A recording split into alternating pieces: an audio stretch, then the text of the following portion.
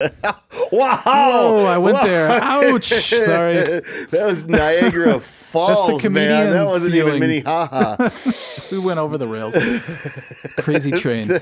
No, but you know what I mean? Like, You literally just knocked it right off the table. I'm sorry. You went so far. That's my brain. It goes to the most extreme thing.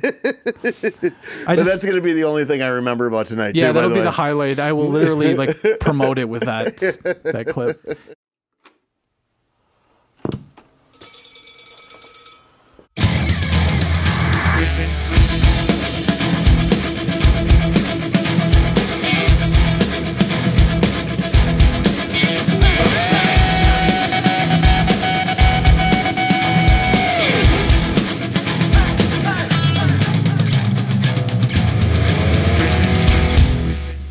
Well, I don't even know what we're going to talk about. I think we talked about so much at the last one that it's like, what do we still have to question about each other, you know? I don't know. There's no more mystery, man. This relationship is just stalled out. It's ran its course. Yeah, it's been good. It only took 30 years to run its course. Isn't it isn't that a fun, sad one? Have you ever had that with a girlfriend or just a friend where you feel like, mostly girlfriends, I would say, you've kind of run its course. You can feel that you're at the end of the line. Yeah, I have. Yeah, and it's just like, what do you do? How do you say it, or do you just kind of coast for years and years and years? You coast for years. Okay, I've done that. Because you're like, you still remember the stuff that was good. You know what I mean? Yeah. It's like, I remember when you didn't look at me like that. It's kind of like my nostalgia always remembers the good stuff. Mm-hmm. But all I need to do to feel better when I'm depressed about it all is think about, oh, I really felt terrible towards the end. It's like we had like an infection deep down, and we just kept like, we wouldn't heal because we didn't fix the actual problem. We just kept building on top of it. And so when it finally came time when we had to face the problem, it's like there's nothing to really, go off of. Yeah. Well, if you don't have the same interests, you don't have the same interests. And, when people are together for years and years,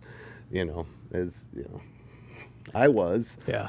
You don't have the same interests anymore at all. Isn't that weird when you feel yourselves growing apart? Well, you don't even notice it until it's like it's like you go to the mall and it's like all of a sudden you're like, you're on the other side of the mall here, It's and true. and then I've heard it described like two ships, and one goes off by a little bit of a degree, and then over time you're this far apart. yeah. It's little things every day. You're like, wait, you don't like bacon? I thought you love bacon. You said you like bacon. Oh, you like Kevin Bacon. I see. Well, I could get together on that. Yeah, that's Kevin true. Bacon's pretty awesome. I don't know many people that don't like Kevin Bacon. Yeah. But Oh, Magneto. Oh, that's true. Yeah, good call. He really didn't like him. Yeah, Scott's nerdy side comes out. I love it. He played such a horrible character in that X-Men, Yeah. and yet people are still like, "Oh, it's Kevin Bacon." He comes gets a back in the pass. Guardians of the Galaxy. It's like, "Oh, it's Kevin Bacon." I feel like he could do anything. He played like a real like rednecky type of paranoid dude in this new movie that just came out. Have you seen it? The one about the end of the world? No. Oh, it's freaky. But he plays it perfect. Like I think he started chewing just to get into character, and he's got like really? the growly voice now. And it's weird to see Kevin Bacon, Footloose Kevin Bacon. Yeah. What was it? Friday the 13th Kevin Bacon, all grown up. He'll always be Ren McCormick to me. Yeah. He'll always be that way. But he's actually a really good musician. Do you know his band, Bacon Brothers? Him and all his that brother, stuff? yeah. that's pretty cool. I haven't heard him. I know that Keanu Yeah. was in, just to go on that same Dog thing. Star or something. Dog Star, yeah. They played the entry. Oh, they did? Yeah, a long time ago. Wow. Talk about I wish I being would have humble. gone to that. Well, is it either Entry or First Avenue? I'm not sure. But Okay. yeah. I can't see him in the entry. That'd be like a safety concern, wouldn't it? I think it'd be, Remember being on Pantera the- played in the entry. That's Jane's true. Addiction played in the entry. That's true. Metallica, I think. Yeah. But when you're on stage, the With whole Slayer. back is like there's a door right behind the stage. Anybody could, not anybody, but if the door was unlocked, they could just walk in and walk right up to the stage. That's it. That's actually happened to us at Ryan's. Just somebody walked up. Nope, somebody reached in, grabbed the guitar that was sitting by the No. back curtain, and just took off. So we get done with our set, and we're like, Because where'd that it go? went right to the alley. So Yeah. they just ran out the alley? Yeah. Was that back when everybody was getting their shit jacked? Yeah, that was probably like 90. This is when I realized 91. how susceptible it was. we would put all our gear back there because we're like the next band or whatever, and we'd just go to the bar or we'd be hanging out, and like people would sometimes come in and out of that door, and I'm like, how easy would it be? This is bad. I shouldn't put this information out there, but being in a band, you realize how many times a band just leaves their shit laying around. So it's like, I don't do that much anymore. I always try to keep an eye on it. I just put my microphone in my pocket. There you go. You're 58. Go 58 in the pocket. It's a good way to go. Yeah, you can meet chicks. You know? Is that a 58 in your pocket, or I'm just kidding. Well, this is cool. That's definitely not a 57. What's the RE20? The huge broadcasting mic. Is that an RE20 in your pocket? I don't remember. Yeah. The old, the ribbon mic? No, it's just this. It's this gigantic Evie mic that. Oh, Evie. Yeah, and everybody back in the day used it. I think it's on Frasier actually. The huge, broadcast thing. Yeah, but it's huge. Yeah. And that's actually I have one of those before, and it really enhances your voice. It gives you this beefy low end to your voice. Yeah, so maybe I should use that. Well, maybe we should just talk deeper. I can't. I don't have. I have the voice of a 10-year-old boy, girl actually. Well, by the way, thank you for this Audrey Hepburn memorabilia. Yeah. Oh, and for being my first guest on this studio set. Yes. Thank you for having me. Yeah. Well, Corey wanted to be the first guest. Yeah. And he's pretty big. He's pretty bitter about it. Is he really bitter? No. I was gonna say because he was like, people are gonna be upset that Corey's not on there, and I'm like, that's because I'm the warm-up act. Well, I'm the warm-up act. We get to go through all this stuff. You can find all the bugs and fix everything. That's true. I guess you could look at it that way too. Maybe you're just like my test dummy. No, I'm just kidding. Wow. No, I'm cool with that. I'm cool with that. No, Who would you rather have sitting here during your test dummy? That's true. No, I'm just kidding. But with Corey, it's funny because you guys have the same quality as far as the conversation just happens with you guys. Sometimes when I'm talking to Chris, I feel like Chris is a little reserved, and same with like the Heartless Band. We did 2 podcasts, and both times, the first one, everybody was so buzzed that it wasn't that bad. Maybe it's living that's making us giving.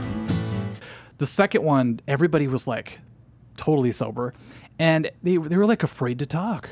The Heartless? Yeah. And you could tell they were like thinking of their answers before they talked, and I'm like, oh, it's the time we live in, so.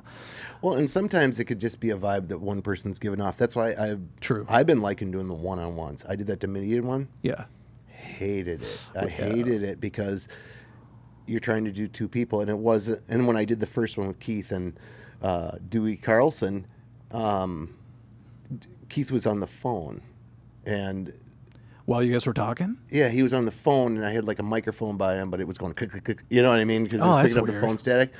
So then we changed it to do a Zoom, and then I kind of was able to plan it out. But I hate doing more than one person. I just you can't focus, you can't feel the vibe and start getting the stuff out of them. And it has to be set up right. Like when we did the Sanctus ones, it was okay because we sat in like a circle, kind of like a U shape. But it's still, I'm totally a one-on-one type of. I don't know. Like when I go eat, if there's one person talking to me, I'm so comfortable. But if all of a sudden you have to talk, you have to make sure the other person's involved, and somebody's always weird in a group. I don't know. It's kind of strange. So I agree. Especially if you get like, a musician and then somebody who's not a musician at all, and The worst is if you have someone who's more like a comedian, and then also a musician, because it seems like all the not all of them, but a lot of musicians that I know, they're all afraid to talk freely. It's just this thing where they're like, oh, I can't say that. It's like they put up all these barriers in their mind.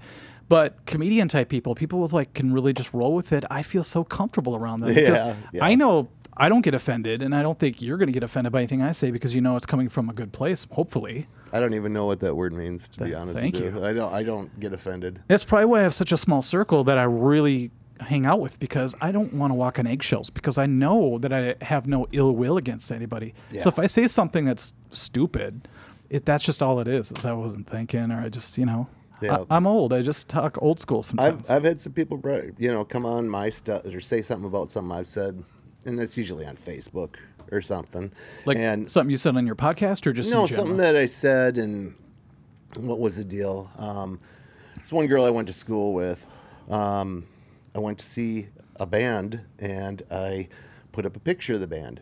She's like, I'll bet you didn't hit the tip jar, did you? You should probably pay them in the tip jar. God, you people that go. And I was like, she just went off on this tangent. I'm like, what are you talking about? Yeah. What tip jar? Blah, blah, blah. And she's like, you don't know anything about music today. It's all tip jars. And I'm like, okay. So I just went, block. Yeah, the good old I've block known her button. for like 45 years. But she's just got crazy, you know? That's really sad when you care about somebody and you can see them slipping, especially after the last 4 years we had. It's like you could really see the people that never kind of came back from it. Oh, it's coming again, though. As soon as the election stuff starts, people will start getting crazy again. Oh, that's already happening. Yeah. So I'm staying away from that. I'm just posting positive Can you things. tell on my channel I don't put anything political? I'm like, I'm not going to get into that I know. hornet's nest, you know? Because one time, I don't know, I had this really wise student who had like 10 golf patents. He was like a millionaire. And I never hit him up for a loan. I'm kind of bummed about that, but I should have. No, just kidding. He was a super cool dude. And he told me right away, he's like, just don't ever get involved in that because right away you say one thing and half the population will just hate you. Yeah, I grew up in a time where you didn't discuss politics. That's old school. Like it's wisdom though, too, I think. I think it's smart because, you know, everybody's going to have a difference of opinion. Religion or politics. Otherwise, they wouldn't have a vote about it. If everybody just agreed on it, they just do it. It's true. You know what I mean? We wouldn't need to ever have any debates or anything. Oh yeah, my what was it? My mom used to say, you know, my grandfather would tell my grandmother what to say. You know, and this is the 1920s. Oh, you know geez, what I mean? even further back. My mom's great grandma, and she'd be like, and she'd get in that booth and she'd tell us, I voted for who I wanted to. I don't care what he says. It's very true. But you used to be able to do that. Now it's like everybody posts their stuff all over the place. I don't like it at all. I think it's a bad idea. I really do. I lost friends with this pretty prominent Minnesota musician, and all because way back in the day I was being stupid and I just said, yeah, I don't see the point of voting. You know, I just said that straight out. Oh, you can't even say that. You can't. It's like if you ask somebody Pepsi or Coke and you're like, I don't want to choose. I like RC or something. It's like, nope, you suck. All the younger people are like, what's RC Cola? Oh, I was going to ask. They still sell it. They do. I know that. What about Barks or OK Soda or Okay, Surge? the gray stuff. Yeah, the gray I wanted stuff. it was like gray with a weird. I was working at Schmidt when that came graphics. out, and it was a Coca-Cola product, and it was just like gray with like handwritten. I forgot it was This Coca-Cola. guy's okay. Yeah, it's some nerdy guy drawing of the guy. Yeah, that's right. So I like that company because it had a sense of humor, but I didn't know it was under Coke. Yeah, Coke product. That's like when I found out Dr. Pepper was under Pepsi. I'm like, damn it! I thought it was its own thing. So I have to go with Mr. Pibb or something. I don't know. They're probably under something. Yeah, or Mountain Dew was a Pepsi product. Yeah. Because when I worked at Food and Fuel, the overnights, people would come in and only buy Mountain Dew or Coke. Yeah. And I thought, God, if Pepsi didn't have Diet Coke. Diet Coke, yeah. If Pepsi didn't have Mountain Dew, they'd probably be bankrupt at this point, you know? Yeah. They have the worst. Their cherry Pepsi is the absolute best, though. Is it still around? Yeah, in the vending or in the fountain drinks. I love it. Have you seen the old iterations of the cherry Pepsi, and cherry Coke cans, the artwork? No, I have never paid attention. This is why it's so cool. I have my laptop now. Oh, nice. Isn't this desk kind of crazy? It has like little jacks. I don't know what for. I plugged it into this one. It didn't work, so I don't know what I'm doing wrong. Well, didn't you? So if you plug in to the front, like the electrical thing, that works. But there's a USB and a thing. I don't know what it does. It's weird. Well, it's USB-C. Yeah. It should be all powered under the same thing unless you got to hook it up inside or flick a switch. I think or something. so because I hooked this into that first. It didn't work, and I just had to plug it into the old school thing. Okay, vintage cherry Coke. What I would love to do eventually is have this hooked up to like a monitor somewhere so you could see what I'm doing. Do you remember cherry Coke that looked like that? Yes, I do. I remember stocking that stuff. I got the funniest Mountain Dew story. I got the absolute most hilarious. I like any story that starts like that. It is like, seriously, this could have not, if it didn't happen for real, it wouldn't even be a story. Okay. So Mountain Dew was originally in glass bottles, right? Everything was, right? Yes. And they were glass, and they had this like styrofoam wrap on them that, it said Mountain Dew and stuff like that. Wait, that wrap, was that to keep it cool? I think so. Okay. I think so. Or to keep your hand from getting cold or whatever. Wow. I don't know. It was made out of pure asbestos. He was holding. Yes, it probably was. Before the regulations kicked in. I worked overnights at Super America at the time. And it was a Saturday night, and my buddy came up, and he was just bugging me because he was wasted because they had just come from the bar. And I'm like, dude, if you're going to be up here, you got to help me stock the cooler because I'm not going to leave you sitting out here. Yeah. You know what I mean? So I had him come in with me, and I just was handing him the bottles. Well, it transitioned. He was not only drunk, but he was on shrooms. Okay. So he's kind of like, and he's in a cooler, right? I'm handing him the bottles, right? And it was the last of the glass. I put the case thing down, and all of a sudden I noticed that these are plastic. So I start whipping them at him, and they start bouncing all over the place. And he's just freaking out. He's shrooming. It's like, why are all these glass bottles like bouncing out?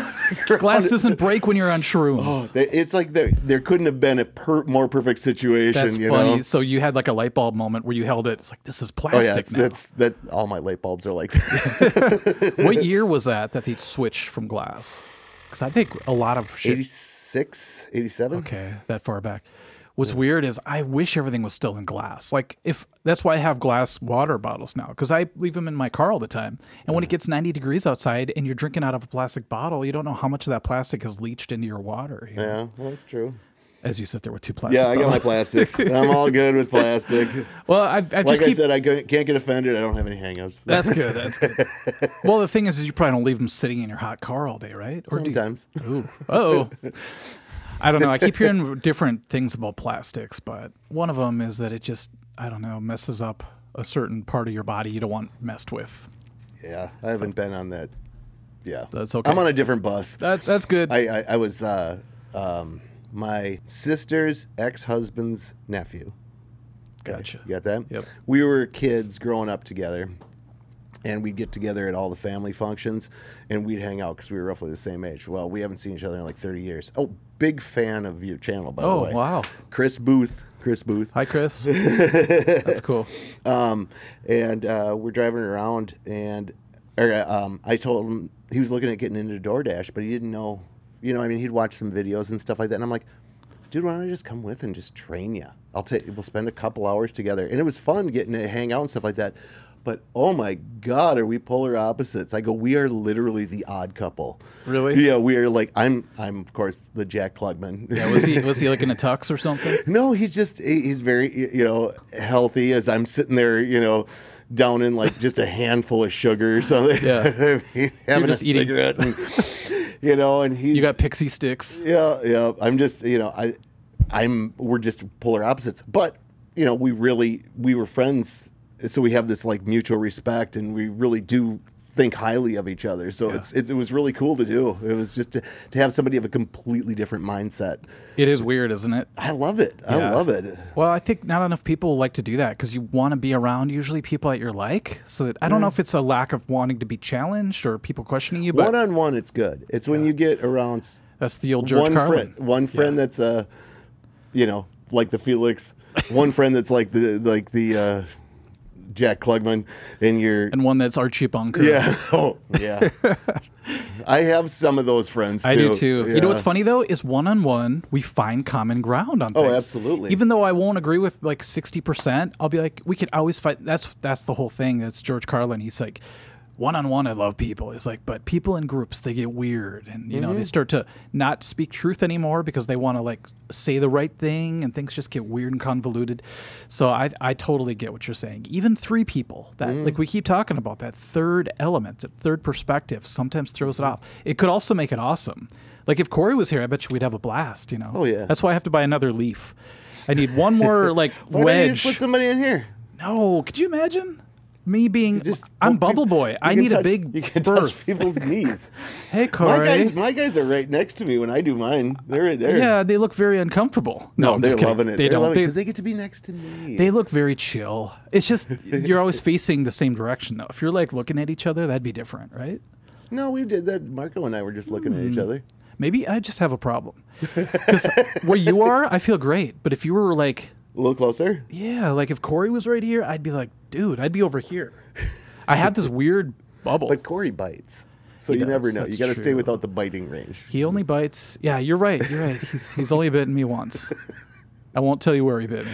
But could you imagine if I had one more like wedge? Yeah. And I could do like everybody would have like a nice amount of space. Like a round table. Yeah, it'd be pretty cool. That's why this wall is kind of bigger. This isn't actually the center of the wall. I just made it look like that for the camera. But it's like wide enough so I can expand if I need to. But then I have to get rid of my drum set. Yeah, I love the neon though. Thanks, I man. think that is just beautiful. You know what sucks though is when I ordered it, it's not cheap to get one of these signs. I thought it was just going to be like a few $100 or something. You know, I ordered it 80 grand, right? Close. I had to sell my house to get it. No, it's like one of those things where it's more than you'd expect, but not super crazy, you know. But what's weird is I have a real, actual, legit neon sign at home, and it's made out of tubes, and it has these, it's pink. It's really cool. It's like this neon 80s, 87 thing. Is it an older one? No, it's actually new, but they made it like an old one. Oh, okay. So it looks like you would see at a bar back in the day. Gotcha. So when this showed up, I was going to do a whole custom thing, and I thought, you know what, just keep it simple for the first one. Next one, I'll say, like, I'll have a RIFFIN sign under it, too, or something. Yeah. But this showed up, and it looked like plastic, like, orange letters. Before that's turned on, it looks really stupid. I thought, I'm going to plug it in, and it's going to look like those really cheap... you know, they say it's like a neon thing, and it's just like it's this LED light. The Dollar Tree one. The Dollar Tree LED unicorn thing. That's what I got on my wall. The Dollar Tree black lights. Yep. And you know, it's good if that's what you're going for. But when I turned it on and it glowed like that, I'm like, yes, it looks like neon actually. But it's probably LED, so it'll last forever. Yeah, I think it's awesome, and it doesn't have the noise and the heat that comes off of there too. That's a good point. I didn't think of that. Yeah, those older ones are dangerous. The glass ones. Yeah. Plus, there's literally gases in it, right? So today, well, I guess like fluorescent tubes, right? Yeah. Similar. That's why I never have my overhead lights on. I try not to. Like during the day when nobody's here, I have them on because it just saves with energy. But at night when I do anything significant, I always shut those off and try to put like actual lighting up, you know. So yeah, this turned out cool.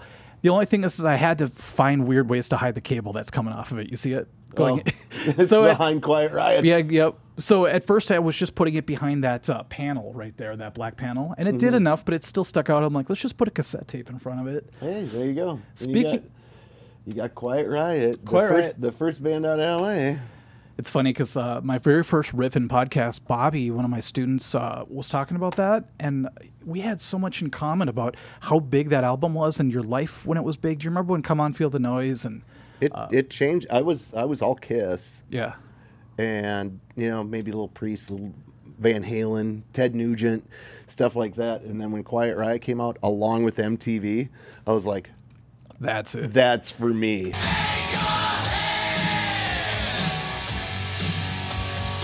Because they hit when MTV was kind of getting big, right?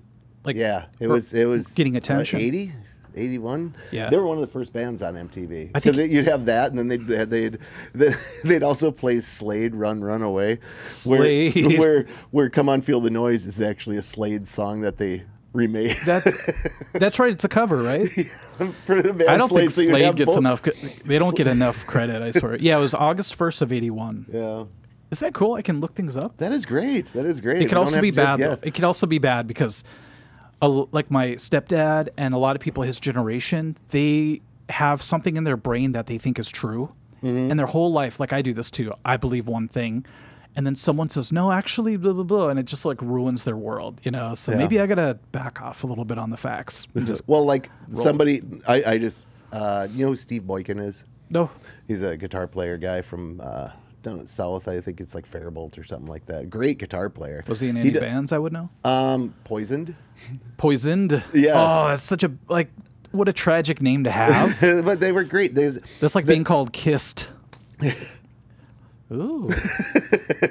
Or Kissing Time now. That's Kissing Time, yeah. We have friends that have that band. Yep. I actually have the drummer going to be on in 2 weeks. So Steve Boykin, we met on MySpace, when you could put your music up, and Steve did a solo rendition of him doing "We Die Young" from the movie Rockstar. Alice in Chains. We Die Young? No, from the movie Rockstar, the one Marky Mark does. So they made it for the movie. Yeah, they made it for the movie, and he did that, and I was like, dude, that is the greatest. And I was like, hey, you want to be in a Slave Raider tribute band? And he said no. But he let me know after our last one where I interviewed you that he was at the same concert as me, and it wasn't Randy Rhoads. Yeah. It was Jakey Lee. And I was like, oh, it's so exactly what you're saying. It just bursted my bubble because I had been carrying that with me for years. You're like, I saw Rhoads. I did. I do wish I would have remembered it, you know? But you still saw Jakey, but yeah, I know what you're saying. So then I had to get on and do some research because I saw Metallica with Cliff, and I wanted to make sure. So I went on, I found it was the Iowa Jam, I found the year, I found the other bands that were along with it, and I was like, yes, okay, I did see it. It feels good, at least bat 50, 500, I should say. 50. Yeah. Well, that's so crazy how our illusions, I think that's when we get older, we get jaded, because we want to hold on to what we remember, and like if you strike out in the big game when you're in Little League, you don't want to remember that. So maybe you change it a little bit in your brain, but then someone calls you on it like, no, dude, you struck out. What are you talking about? No, I swear. You guys were actually really horrible. Yeah.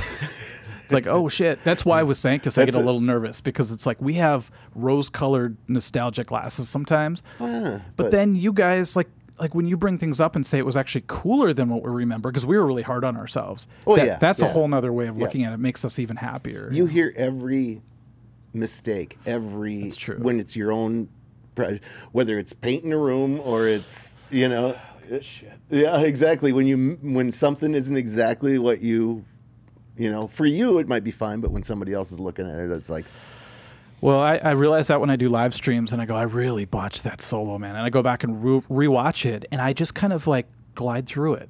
And I'm like, most people didn't really notice it. I still want to fix it, but I think we are our own worst critic when it comes to things. Absolutely. So. Yeah, I don't think you need to worry about much when you're with your guitar playing stuff. I don't know about that. You don't. Seriously, I'm sitting there watching, I'm like going, Jesus. Because, knowing you since, you're 15? And watching your progression. You were always a good guitar player, but just watching your channel and seeing the stuff that you're doing on there, and I'm just like, holy cow, I can't remember what the last thing was. Oh, when you were doing the Galactic Cowboys stuff, and you're just kind of like, oh no, it's just this. You're like, and I'm just like, Jesus. And then he does the heart stuff, and you just could go anything with it. And I love that you've taken so much time to really be good at it. You know what I mean? I never did that with anything. I think I'm on some kind of spectrum because I don't know, I just get way too into things. So you mentioned the Galactic Cowboys thing. Here's the weirdest part of that is I have the electric scooter, so every day while the weather's good in Minnesota, I try to go on a little something. I've been getting a lot of sun lately. But I had this idea of, just highlighting old albums that really inspired me and were a big part of my life back when I was like a teenager and got me through some rough times. And I thought, not a lot of people know about some of these albums these days. Oh, absolutely. And that's the first one that came up, even though I've already done 2 episodes with 2 other albums. But I kept thinking, man, I just love that Galactic Cowboys album. And I saw them at the Mirage, and it was just such a cool thing. So I did the video, and I was doing the riffs for it, and I just got all nostalgic playing those riffs again, and hearing the song. And for this episode, I actually did all the songs on the album except for the hidden tracks. And I thought, you know what, this is cool. I'm just going to put it out. I don't think it's going to get a lot of views because it's like a band that not a lot of people know about.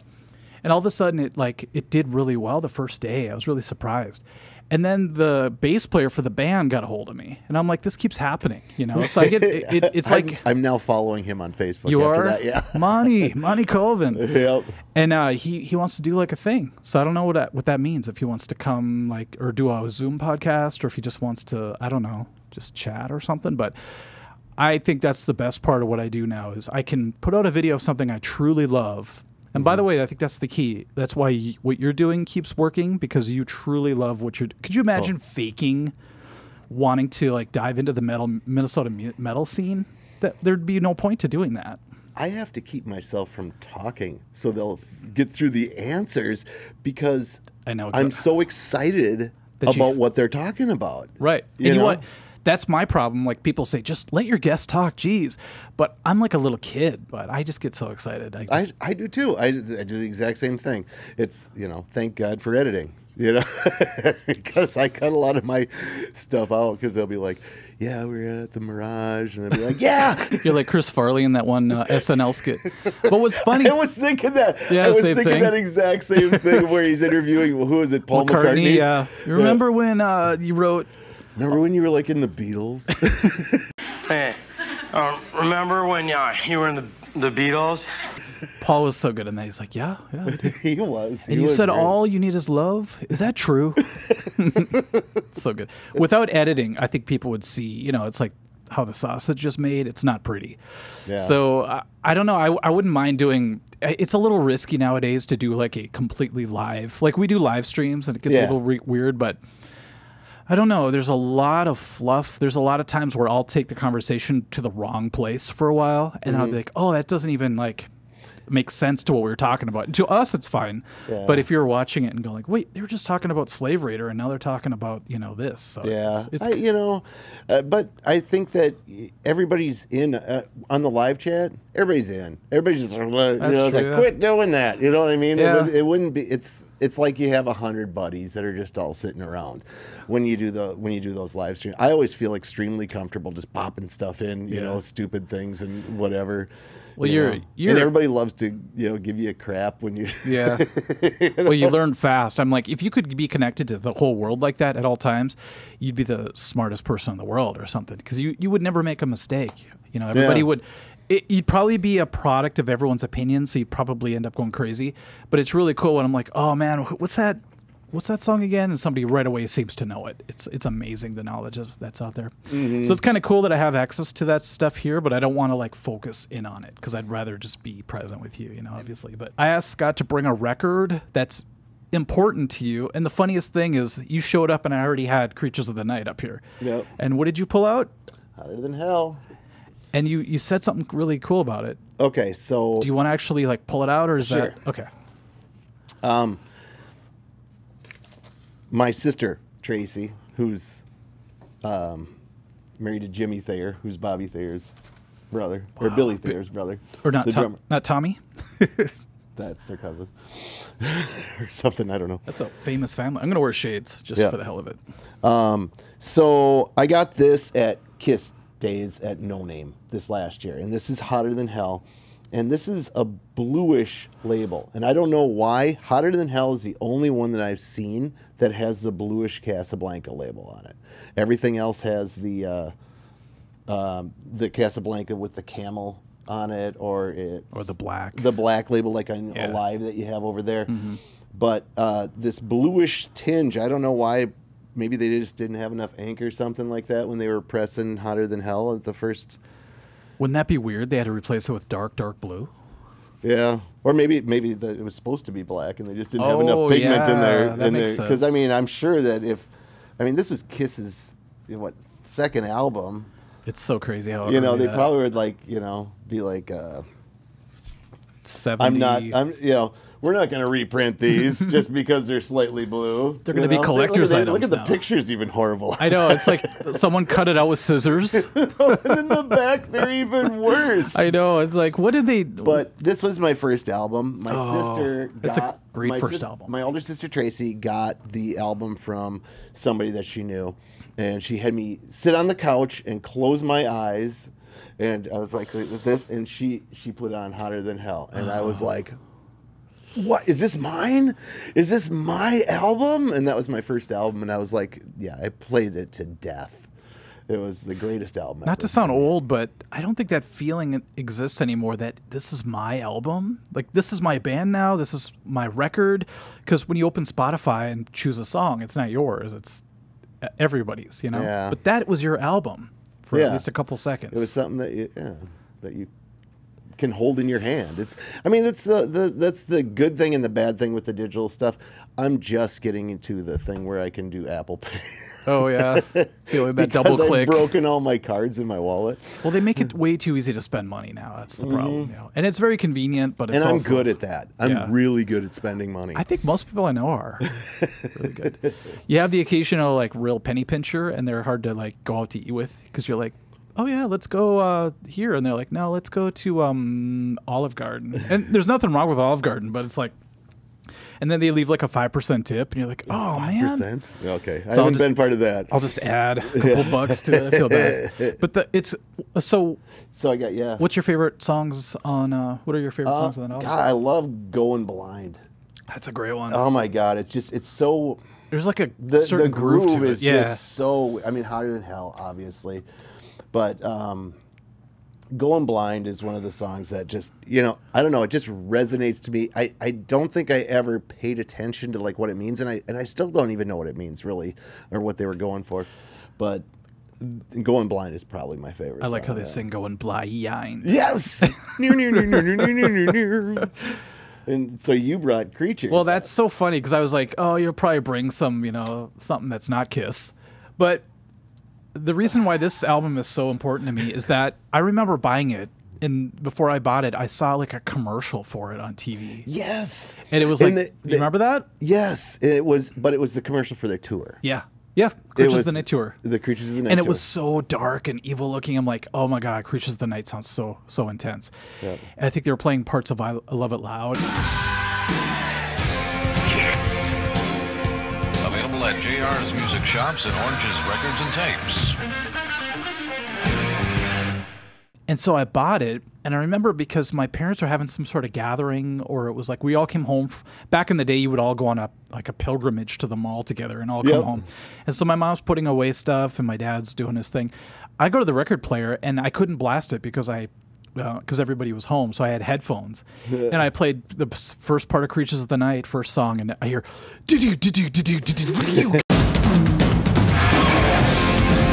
and all of a sudden, that huge dive bomb. And I just got chills, and I'm this little kid. I'm like, I always say this, but my DNA shifted. Something changed in me that day. That was same Hotter Than Hell feeling. Was my DNA changed from being, because at that point in time, I had whatever 45 record. Yeah, you got YMCA, you got Debbie Gibson, you got whatever you so happen all the to top grab. 10 hits kind of stuff. Yeah. And so that was my first outside of the box. That's your first foray into the dark side. Yeah, and then me and all my friends just got so into it. We were like collecting. We would have like sleepovers where we would start with the first Kiss and play all the way up through Dynasty, and play the Alives and all that kind of stuff as much as we could get through, and just be up all night playing all the Kiss songs, and that's what we did. Did you have a designated record flipper?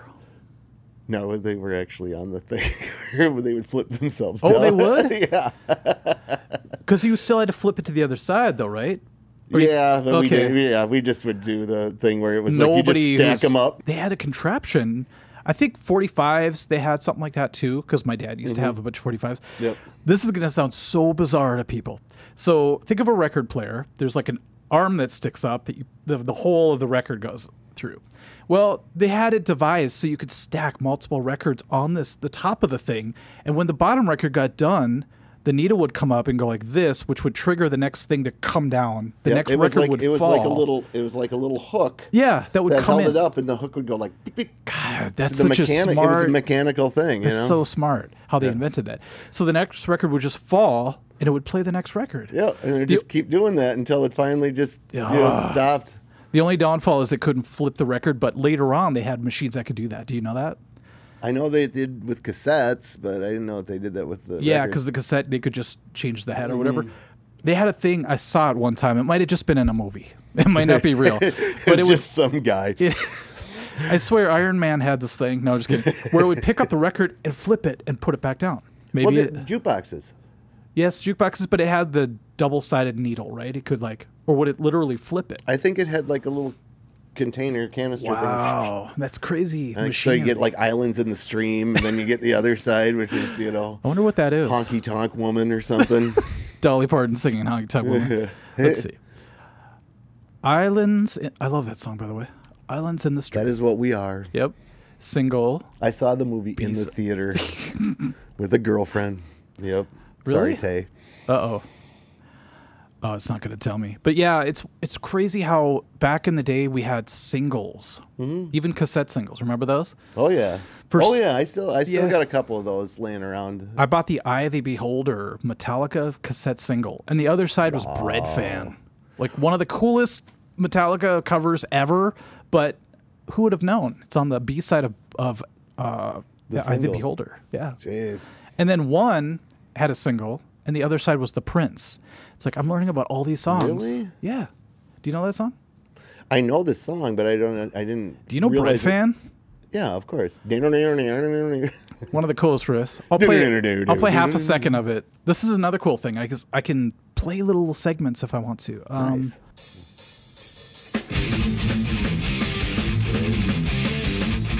Okay. I love introducing people to the Prince. It's such a great song. Yeah. So anyway, well, I remember the album, you know, because we used to play that tape, both sides, just keep going. Injustice for All? Yeah. Oh, yeah. Do you remember when you flipped it over what the first song was? I might be thinking of the album, because the album And Justice for All, when you flipped it over, the first song, you know what? Never mind. It's the cassette, because the record, I swear there was 2 records. It was a double album. I never had the record. We had I was driving at that time. This was all cassette stuff, you know. So if you flipped it over, I think it was Short of Straw. Remember? Oh yeah. I think you're right. And then Harvester of Sorrow. Yeah, all that stuff. But the record, it was a double album because the songs were so damn long. Yeah. So I remember that whole transition. That was so crazy, getting Jason Newsted and you know what's weird? I need to hear some stories, because when I was getting into Metallica, it was Justice for All, so they already had Jason. So when I went and bought Ride the Lightning, it was weird to see this other bass player in bell bottoms and stuff. Yeah, exactly. And Cliff looked weird. Man. Oh, he looked like he belonged in my other album, Uriah Heep. I have a story about that, but very much so. Before you give me the Cliff notes, do you agree that Creatures of the Night and Hotter Than Hell have a certain character to them, that when you hear a song from each album, you automatically know it's from, you know, that album or this one? I think the audio, the sound, just the vibe of the sound of Hotter Than Hell is different than any other Kiss album. It is. You know, the first Kiss album is very much like Dressed to Kill, as far as I can I can think. And then, you know, Rock and Roll Over and Love Gun kind of have a little bit of comparison of the audio quality to Destroyer. And so, you know what I mean? But Hotter Than Hell always kind of stood out as being like the, it almost seems like a bootleg. Yeah. You know what I mean? It almost seems like a bootleg. Have you heard the Kiss bootleg, by the way? The Wicked Lester? Yeah. Oh my God. It sound like the Beatles. She with the pan flute in it.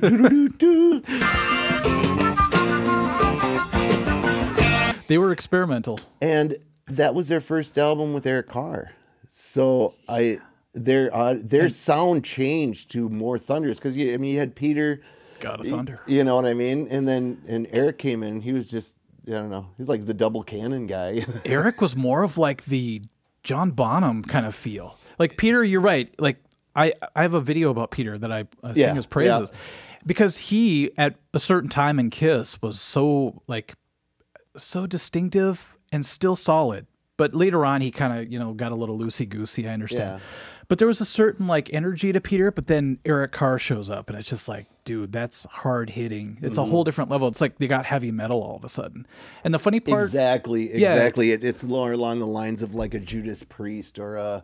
they went from Iron Maiden rock to more hard rock / metal, I'd say. Yes. But it's funny that Ace is on the cover, because he's not on the album as far as I know. And the Creatures of the Night solo, I just found out today, is played by the guitarist from Mr. Mister. I thought everything was Vinny? Bob Krulik. What, did No, well, maybe it was wrong, but it said only that song. It was the guy from Mr. Mister. It's Kulik, right? It's not Krulik, like I say all the time. I say Kulik because it's like a cool lick, but it's Kulik. Yeah, because Bruce and Bob both did a lot of work for Kiss over the years. Yeah, they were already in the family before Bruce even joined. Yeah. Yeah, and so I don't know if he was on. Does it say? Probably. I'm too lazy to look. If there was just a way. Would they actually credit it though, or do they want to fool you and make you think Ace is actually playing on all this stuff? They probably want to. They probably want to. That's weird. Well, Wikipedia will have it. Yeah. So. And then you have a second album, unless you had another thing to say. Oh, I was going to say one quick thing about Creatures. Yeah, you do your thing. The thing that's distinctive about Hotter Than Hell to me is the guitars sound like they were recorded like in a bathroom. Yes, there's so much like reverb. Yeah, there's some hugging all the tones. There's a hollowness to it where it seems like it's just surrounded, like especially you know. I was just gonna say that. You know what I mean? And then the drums come in, and they almost sound like they're dampened. Yeah, there's a flappiness to the sound. It's dampy flappiness.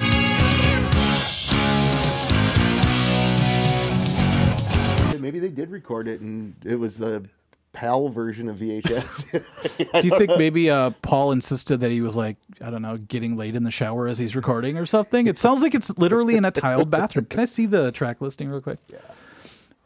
Because my cousin... Oh, Parasite's on this one, too. Oh, God, yeah. This album has some of the most classic like intro riffs of all time. But they're not the ones that you hear. Oh, it's all in Japanese. Yeah, isn't that crazy, though? Just the... It's not in Japanese. Oh, it's not? No, it's right here. Oh, jeez. I thought I was turning Japanese there. It is Japanese on the top. Oh, okay. Yeah. I thought I was going crazy. Wow.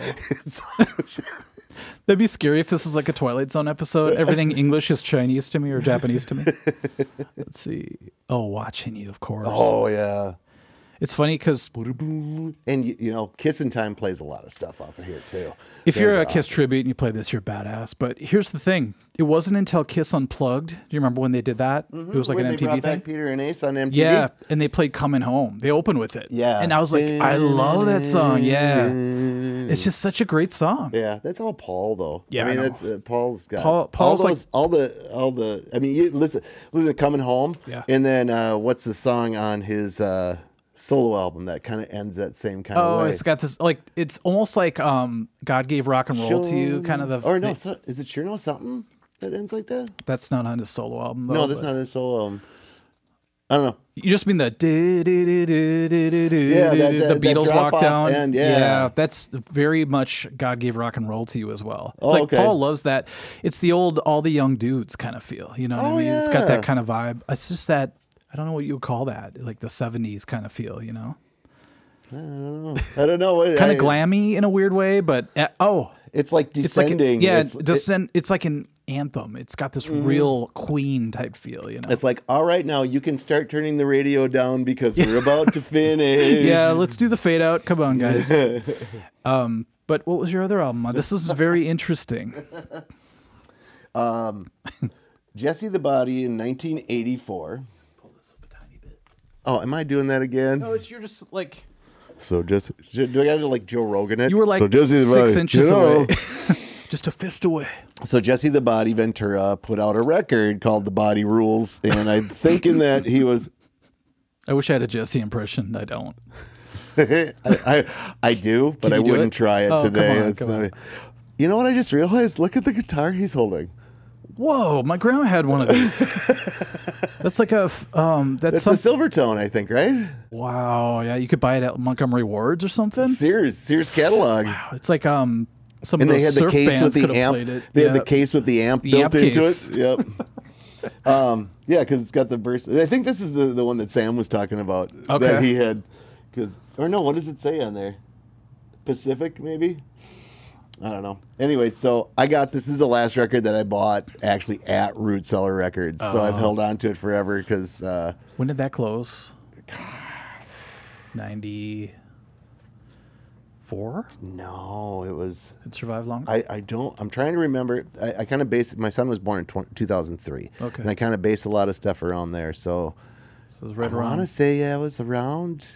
No, we were still over on Standish Avenue. So I think it was somewhere around. I would say 98. Okay, it somewhere survived longer than I 99, thought. That's somewhere cool. like that. Could be. Tom Croxton would know because he worked there all the way to the end. So Yeah. That must have been fun to work there. Be like high fidelity or something. It's kind of like, you got Root Cellar, and then have you ever seen Mayhem? Yeah. Their Helvet record store that that Euronymous had. They still have like the writing of Mayhem on the wall down there. Cool. People go and tour it and stuff like that, and it's in Norway. It's like a tourist thing now. Yeah, the whole black metal thing that they did. Yeah, wow. That's if you ever go down a rabbit hole with Mayhem, it's for a band that has like 2 demos. It's crazy how much information is out there about this band. It's insane. There's power? movies. That's crazy off of a band that barely put out anything. Mm-hmm. So here's the weird thing about being in an original band. Like, you know this all too well. It's like you put in all that work back then. Like, you said you quit your job, moved back home to start your band or to be the singer of your band. Mm-hmm. You put in all that energy, and people think it just disappears. And sometimes it does, but look how it's coming back in our lives now. Mm-hmm. People today are, like, by the tens of thousands, if not 100,000s now, have heard about Sanctus. Yeah, exactly. And because of that, it's like this circle is formed, and all of a sudden, like, I don't know, you said you're inspired by a lot of this stuff to start your own thing, and now people are watching your channel, which is, I wanted to talk about that. Oh, yeah. Yeah, it's been fun. Do you notice your crazy progression of how, like, comfortable you seem to be now? Maybe when you're at home doing it, you feel the best or something, but you just seem to flow with people. I think I'm getting it. I think I wouldn't say I'm getting it. I'd say that, the first time that you're up on stage, and everything is so hypersensitive to every You're a little raw thing. nerve at that point. Yeah, it's like, oh my God, the set list isn't right. Yeah. By the time that you've played 10 or 20 shows, you're like, it's like you write it on your hand. Yeah, what I mean? that's true, It's like, you get to, and the thing is that I'm so interested in what these people are talking about and having these conversations. I mean, Jeff Pearson, freaking amazing singer from Game Hens. He came up during the conversation that we had, and so I reached out to him, and I'm like, hey, Jeff, we talked about you on this thing. He's like, that's so cool. I go, you want to be on my channel? And he's like, yeah, I don't know what I'll talk about. We ended up sitting there for 2 hours out in my garage, just yapping, and then a whole bunch of people just really dug it. So I'm really excited to get these stories out, because it's almost like a little mini documentary about you almost, So what's weird about that is I keep talking about doing a Sanctus documentary, but sometimes I wonder if the payoff of that isn't going to be worth the squeeze, Like, I don't know, maybe, but it's like when you just sit and talk to these bands, you get the story. And if you put in like clips from the thing, it's almost like a documentary. You're right. Mm-hmm. What I noticed about the Pierce one was Pearson? Jeff Pearson, yeah. Pierce. We call him Pierce. It's funny because remember when we talked and I was like, yeah, do you remember Game Hens? And you're like, yep. Yeah. And then all of a sudden you have him on your thing. Well, I loved it. It was funny that the tape that he brought me actually was a show that we did together. Okay. So it was a Metal Massacre, and it was the 2-room thing. And so main room was Disturbed was the last band. We were right before Disturbed, and then Game Hens was right before us. He didn't know that when he brought the tape over. I didn't know that when he brought the tape over. I just had the ticket. That's all I had, and it's like piecing all these things together, So what I noticed most about that is I feel like you went through like a rite of passage, because when the beginning of that started, that was redundant. When the beginning of that started, he seemed kind of nervous. Like he was kind of like answering short answers, and then you have this way of like comforting your guests, and all of a sudden he was like, I think you guys said at the end you could have gone a lot longer. You should do a part 2 or something. Yeah, we're gonna have to do a part 2 because he was a roadie for that was what it was. Yeah. The time. Yep. He went like, to what? Japan. I'm like, what are you doing? What are you? See, people have layers, and it's like a lot of people won't let you pass the first or second layer. I think it's that people just don't think it's interesting about themselves. Or do you think maybe they even forgot about Yeah, and there's a lot. Well, Sam said that. Sam Wellender, who I did just recently. Rock gods. I love Sam. Well, people who know Sanctus have seen him in the front row, bouncing up and down, getting all excited. Yeah. Yeah, and so he and I talked to him today, and he was saying that he's like, when I told you the story about the guitar, the first one with the barbed wire string, stuff like that, he goes, I didn't even tell you the whole story. He's like, and I'm like, save it, yeah. Go on, come to me or go and talk about it with Mike. You know what I mean? Yep. Something like that. And then so he called me up today, and I thought he was going to call me to say, hey, can you take this part out? You know what I mean? Or you know what I mean? Because Sam don't call me. It's text message. With everybody, it's text messaging. And so he called me.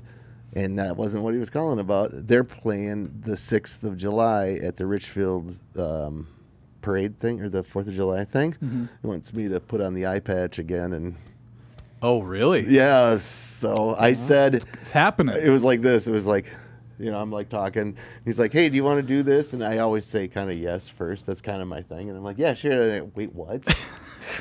Do what? You should tell the viewers what the eye patch signifies. I don't know if I can actually. Okay, I don't know. I think if he wants it to be okay. Yeah. Well, when it's official, let's just say that he's getting me up to sing again. And I said to him, I go, dude, I don't know if I could even do it. And he goes, I watched you sing with Sanctus to the Ted Nugent song. You'll be just fine. Oh yeah, you just got to get pulled out of your shell a little bit. Yeah, yeah. Well, you know how it is. It's you always feel like an intruder on somebody else's stage. You always feel like. Well, at this point, we're all family, so I think it's okay once in a while, as long as you don't stick around and try to sing Swords of Sadness. No, I'm just kidding.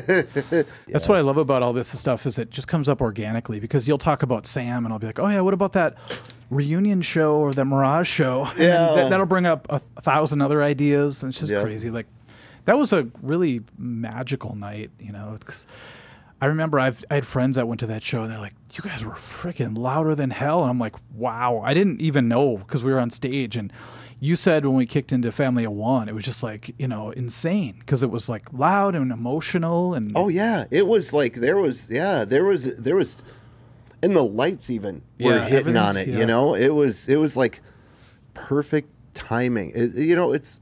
I don't know. People always use that phrase when the stars all align. Yeah. I think that's what it was. I mean, I really do. I think that, opportunity met, a certain amount of passion and decades of preparedness, I guess. Yes, exactly. Preparation. Well, you guys playing on stage brought back so many weird memories too. And then I ran into Lee in the bathroom, and he's like this really strong biker dude now. Like, what happened? Lee used to be this like skinny guy who just kind of sat in the corner and played his chorusy tone. And I'm like, hey, Lee. I don't think that's Lee. Lee's still that skinny little guy. Really? I think you were talking the wrong. No, that was Lee. I don't think it was. Okay, maybe I had a couple drinks, but I swear you had like pipes.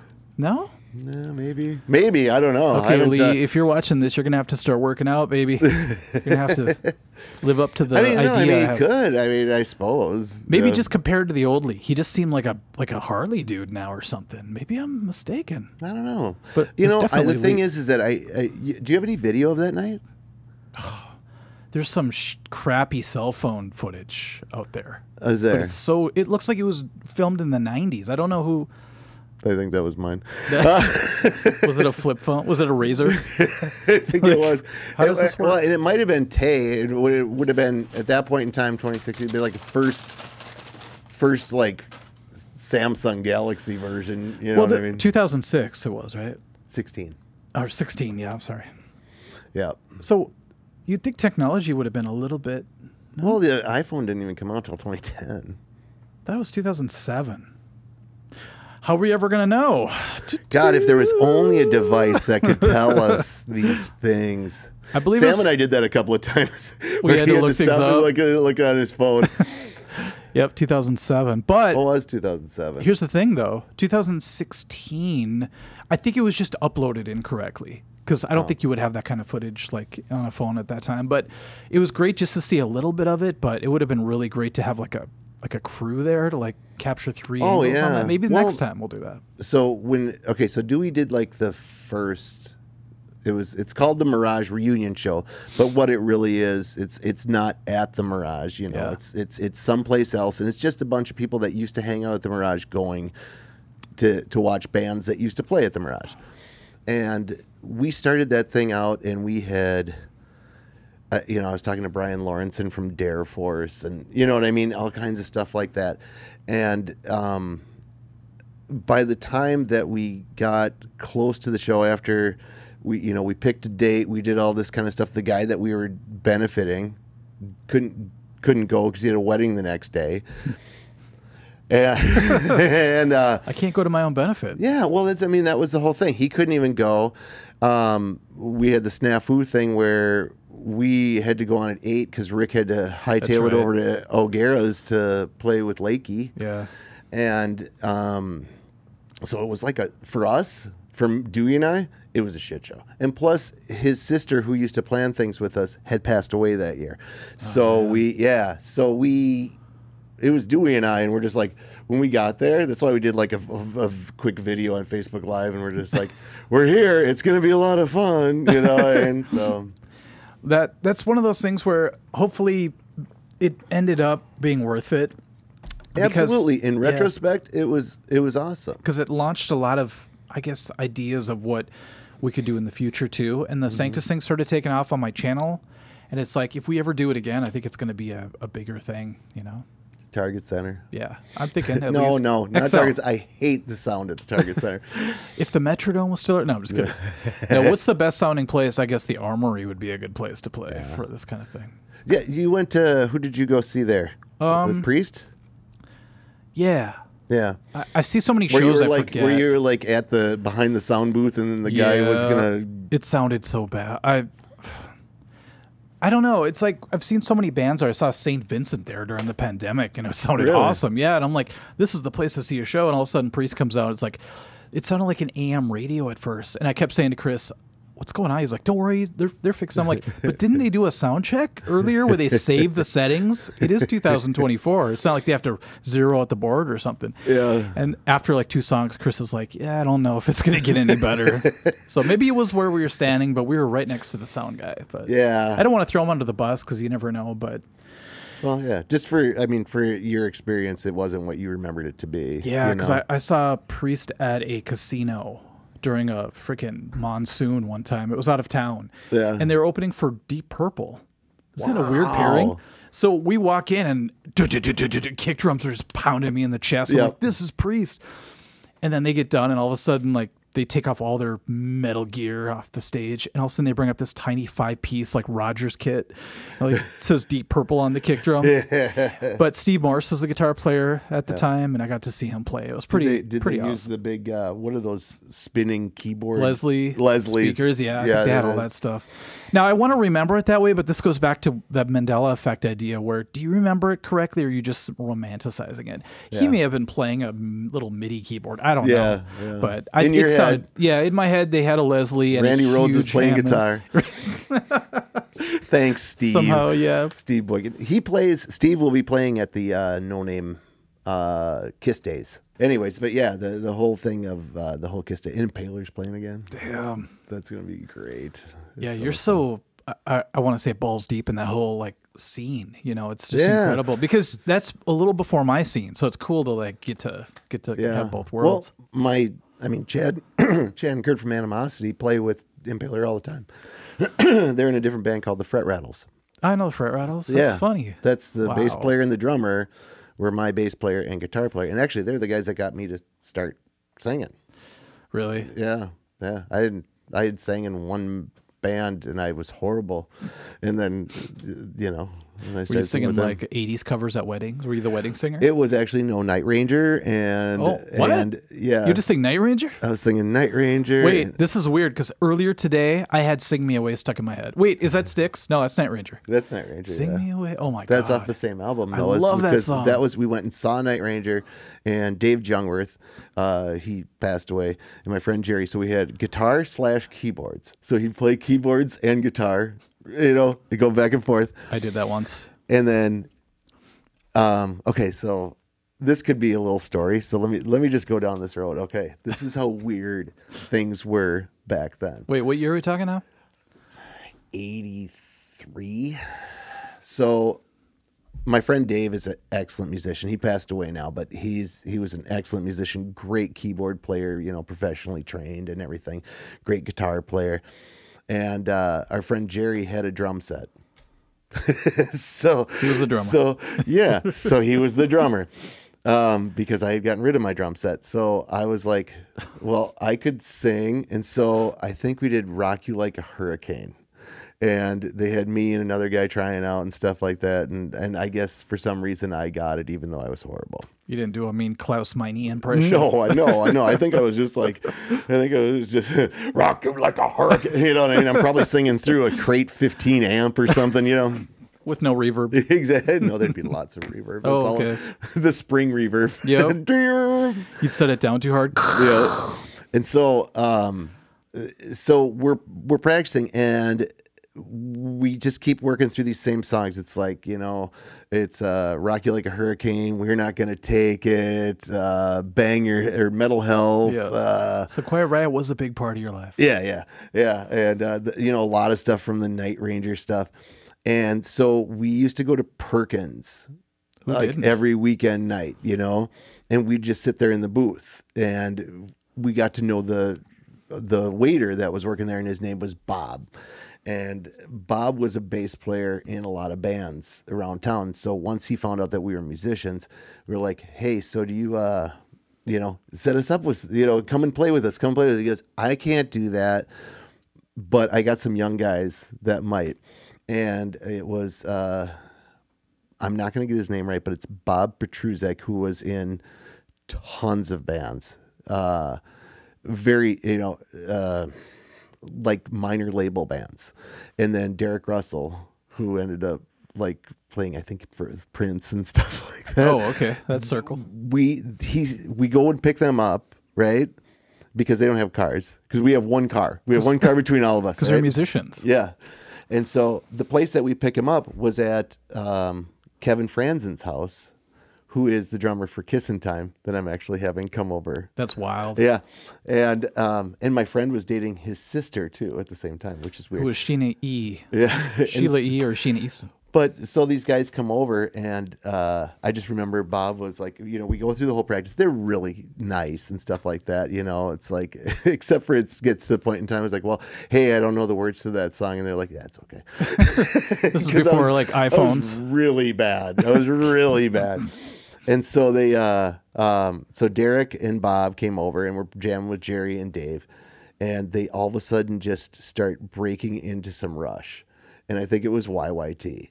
And I'm like going, all right, I'm stepping back. And, you know, because, Derek Russell, who's an amazing bass player.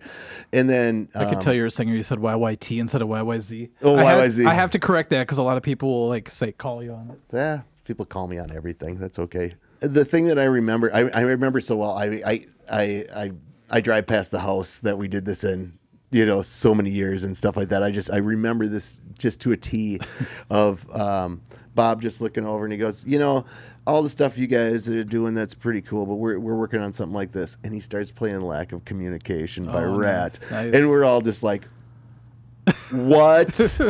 What did you just do?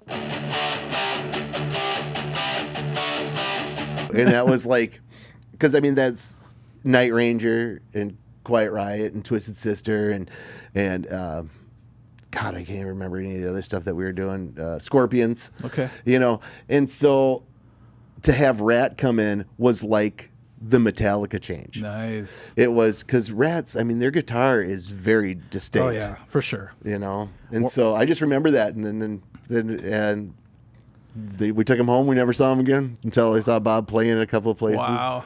Yeah. Seems like the stars are aligning for you in your life somehow. Yeah, it's weird. It's like full circle. I feel like that's the thing I forgot about. Like, you put in a ton of work on some projects, and like I said earlier, they seem to disappear, but now they seem to be coming back with momentum. And you got to wonder, is that because of the work you put in earlier that you're reaping the benefits, the old, you know, sowing the seeds? And all of a sudden you're like, I did something with my life, even if it's just reminiscing and introducing it to new people. That must be something that feels good for you to do. Oh God, I love it. I absolutely love it. You know, and just being able to see these people that, I mean, because I mean, it was a different time. You weren't on the like now. You go on the internet or Facebook or Instagram or whatever, and you're like, oh, we're playing here. Right? No, you had to actually stand and talk to the person at a party or at Lake Nokomis or at, you know, at the Southdale Mall or whatever and find out that, and the bands kind of had to sell themselves. You had to staple flyers on posts. Oh yeah. Oh yeah. We used to use spray adhesive. Really? Yeah. Oh, you were that asshole. Yes. He didn't just use staples like the rest of us. No, we couldn't afford staples. Oh, okay. We had staples, but no staple gun. They're going to say Elmer's glue. Yeah. Sticking out on everything. We did. I have a flyer that we have for our band that's up on my Facebook page somewhere.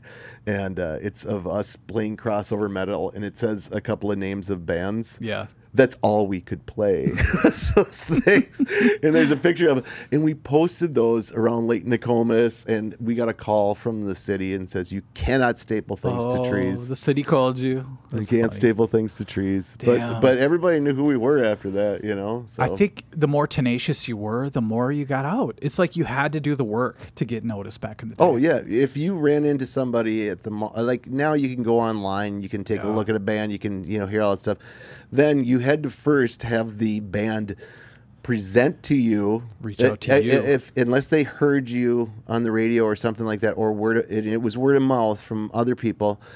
But you know, if you ran into somebody, it's like, hey, what band are you in? Because you'd see somebody with long hair, and you'd see somebody wearing like a Dio T-shirt, and you'd be like, hey, are you a musician? Yeah. And they're like, you know, yeah, I play guitar in this band. You know, we don't have a bass player right now, but we're gonna, you know what I mean? What kind of stuff you doing? You know, and then that kind of thing would just grow, you know, and this person to that person to that person, and pretty soon you had a scene. So me and Pierce, I mean, you know, we rode those roads, man. We really did, down to Iowa with Decker in the back seat, and you know, stuff like that. You know, you paid your dues. It was like a grassroots type of thing you had to do to get your. It was organic. It really was.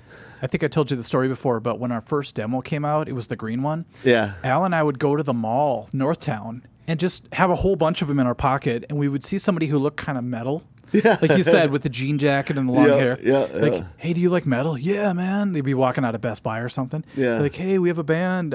You want our demo? Like, okay, cool, man. How much? $4? Yeah. And they didn't have a problem with it. Could you imagine walking up to somebody today with, like, I don't know, we would have a drive of some kind. There's a little jump drive.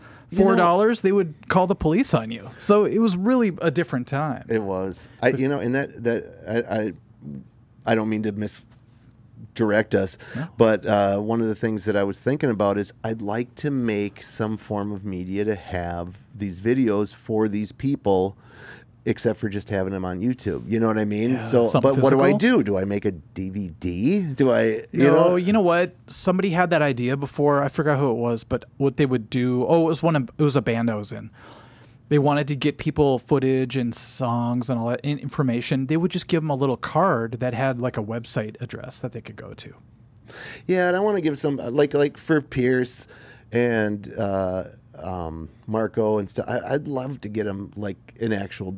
Like some you want to give them something to that they can hold on to it. Okay, that makes sense. Yeah, and I might do do a few of them on there. You know, like, do they still have DVD players or anything? Or? I have a DVD recorder, a couple of them. You know what though? The more people I talk to, it almost seems like it's a waste of time. Like people just don't have these old ways of playing things. So, but I still have a 45. I got 2 cassettes. Yeah, I know. And I still got them, you know? But that's like you and me. Like I have a freaking boombox sitting over there, you know, and a Lindrum machine. This is in every shot of the video. Yeah, so. That's right. But the thing is like giving somebody a link is so... there's just no soul to it. There's well, and is it going to be there in 20 years? Right. Is it going to be there in 50 years? You know, I mean, is it going to be there even in a few months? I mean, you go to like some websites, they have things linked up and they're expired. It's like they're already gone. Where did they go? Exactly, and that's part of the why I like the physical stuff a little bit too. I wonder what would be the best thing to do. Probably, I mean, I'm going to do a DVD. I'm just going to do a DVD of it and give it to each person that does a video with me. And then, I'll just handwrite on it, best wishes, your pal Scott.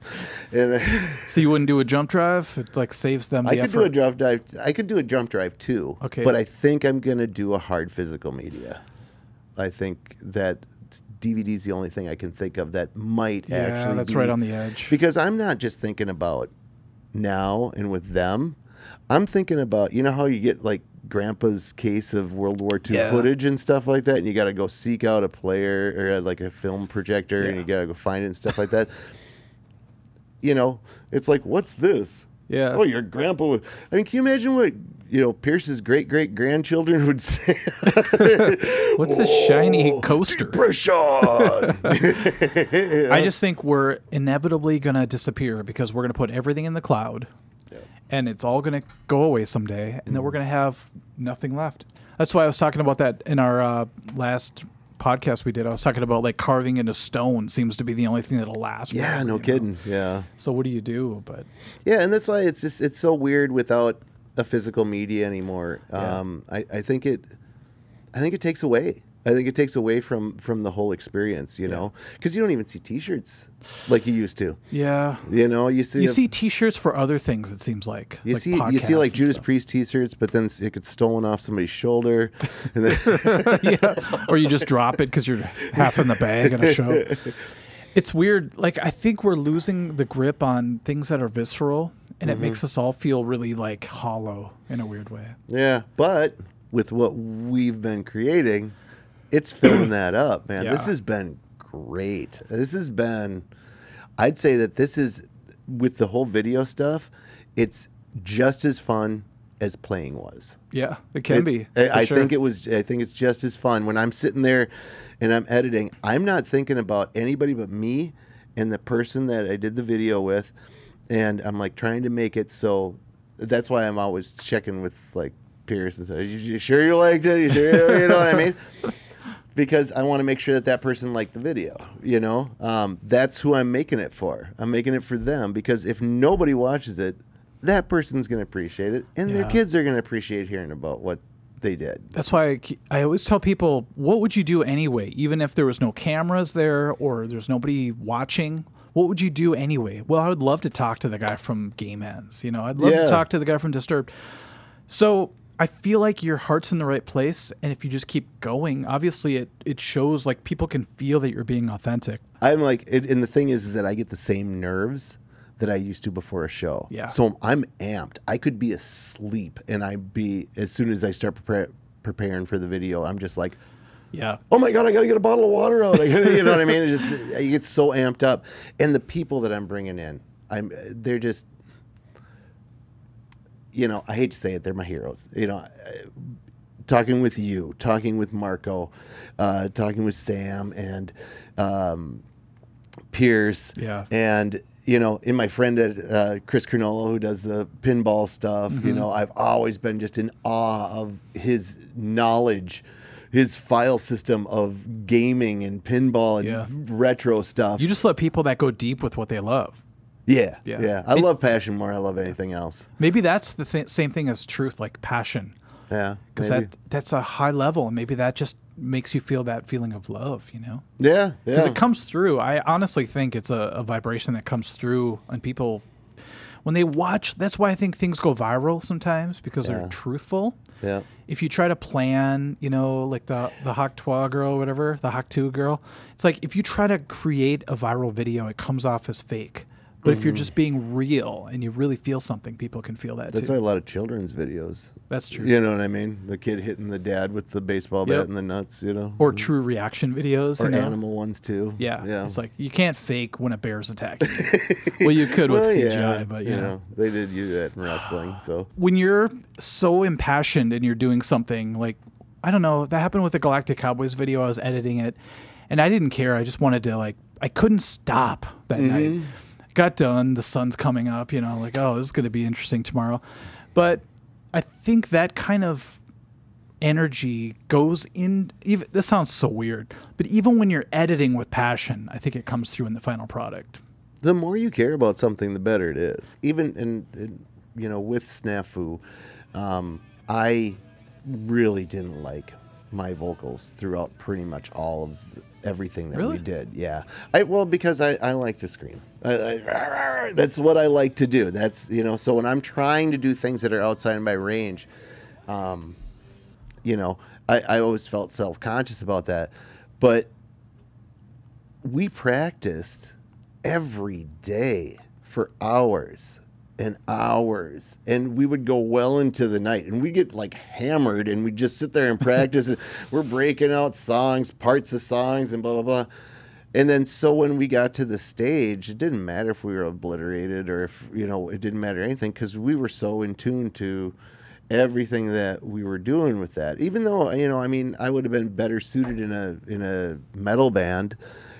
I think we did pretty good because we actually really cared about what we were doing and we put it together. You know what I mean? I love how you guys... Same with Animosity, too. We did that. We practiced, at least 4 times a week, every week.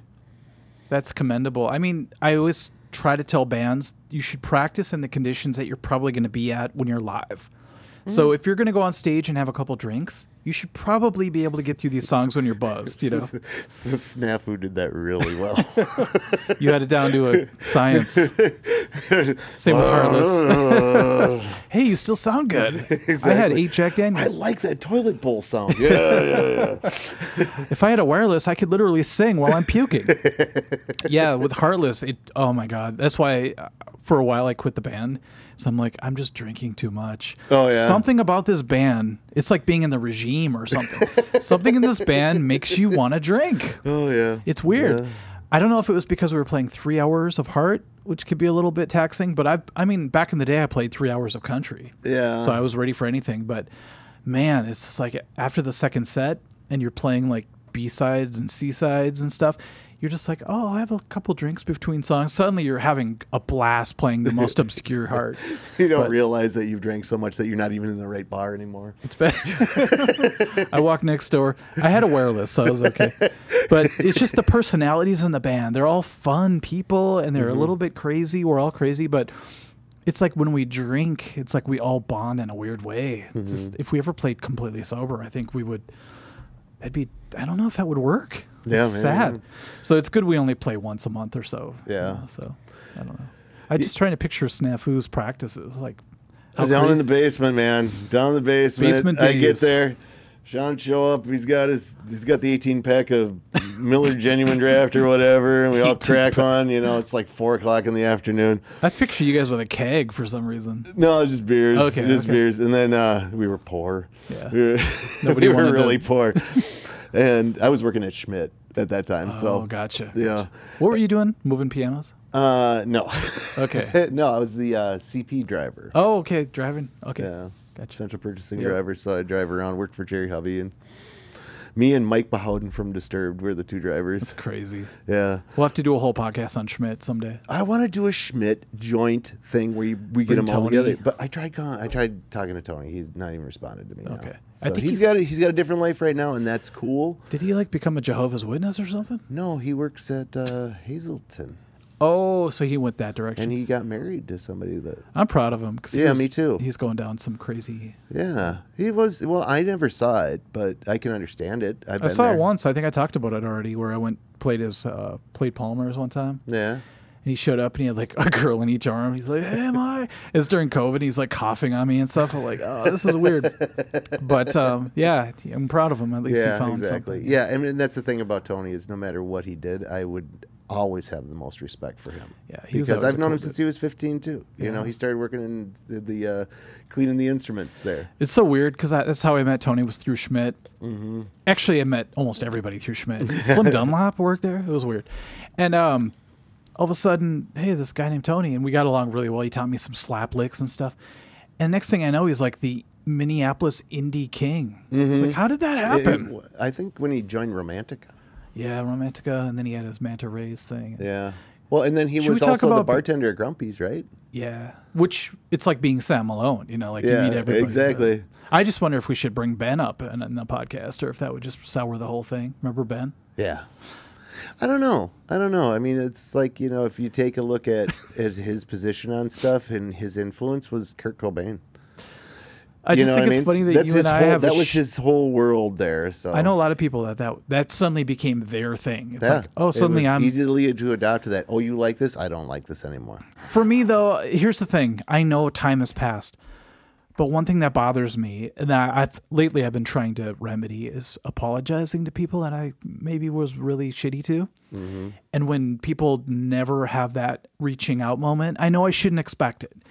Because maybe I'm remembering it wrong and I was the asshole, but it feels like to resolve things in life, it'd be really nice just to get an email and be like, hey man, I'm sorry I said this. I was an asshole, For as many people as that I am a thoughtful, kind person, I've been just as much a dick to that many people.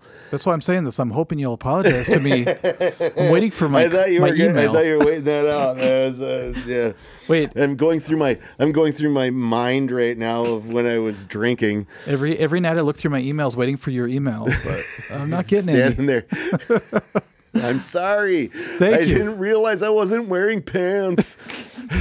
I thought I had a condom on. Wow! Whoa, I went there. Ouch! Sorry. That was Niagara Falls, That's the comedian man. That wasn't feeling. even Minnehaha.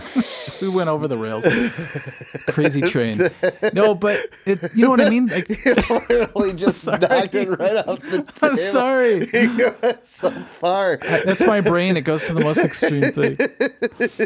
But that's going to be the only thing I remember about tonight, yeah, too, that'll be the highlight. I will literally promote it with that clip. But it gets to the point where two little words it's 3 words. I am sorry. But yeah, I'm very sorry for a lot of things. I know I screwed up a lot, but it's like when people kick you out of their life for stupid reasons and they were actually in the wrong, it actually proves to be that they're in the wrong or something.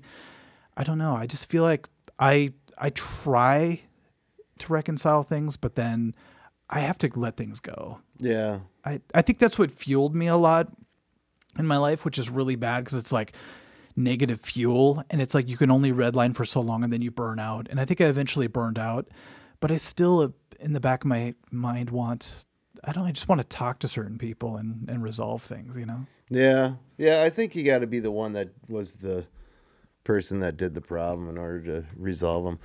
Yeah. Even high school bullies or junior high bullies would have been nice to, hey dude, I was an asshole. Sorry. I've actually had people that have done that. You have? Yeah, because I planned out our 20-year reunion, and people are like, "Hey, I was kind of a jerk to you back in high school." It's like, why? Because I was wearing a cape. But you were wearing capes back then? I was metal, man. Nice. And so in that day, we didn't have a template for being metal. I mean, look at Quiet Riot. You got Twisted Sister. You got Scorpions Kiss, and Kiss and all this kind of stuff. So yeah, you had your hair in a bun like Gene Simmons. I would have made fun of you at one point in time. Yeah, bun. And makeup. Maybe makeup was on, and just some eyeliner. And for some of us, like me, Don Dokken, it just didn't work to do that. Don Dokken. Don Dokken just never quite got to being that guy. I have a feeling that Don Dokken was Glee Club. Probably. And then he met up with George and said, "Oh, I'm hooking onto this wagon here because this guy's cool. He's tan and he's hot. I'm gonna come out. Jump He'd be wearing some weird brimmed hat, breaking the chains around his bangs, sensitive and stuff. And that was me. I never. Oh. Don's like, I'm gonna go for the Bowie elf look. I'm gonna stand next to this Adonis over here. Yeah. When's the last time you've totally changed your mind about something? Today. Oh, okay. I do it every day. My days, I wake up and I wait for life to happen to me. I have a basic rough framework that I try and do, but I did so scheduled for 25 years. So now you're just sitting on the dock of the bay, wasting time. I'm in a canoe. Yeah, that's good. I'm just chilling, and that's so everything is I can take the time to get interested and really go down a rabbit hole if I want to. Things are so interesting to me right now. I like that you're interested in things. That's a good sign. I love it because and Tay is too. So I mean, it's like when I'm gone for the day, and then I come home, it's not like, "Hi, how was your day? It was good. How was yours? It was good." Which is when we were both working regular jobs. Mm-hmm. That's the way it was. Now it's like, you know what I just saw on the news? And I guess the mosquito's going to come in. It's going to, you know, Here come the killer there's spiders. a mosquito this big. And we will have these conversations. We have these wonderful conversations every day. And our 16-year-old son is so annoyed with us. It's like, will you guys grow up? It's like, God, shut up. Shut up and just knit. But I mean, I think that's the thing is, you know, there's so much passion for everything, and that's the point that I'm at right now in my life. And I was at that point when I did Animosity and stuff like that too, is I was at the point where I was just like, just raw passion. Just, you know what? Bring it on. Mm-hmm.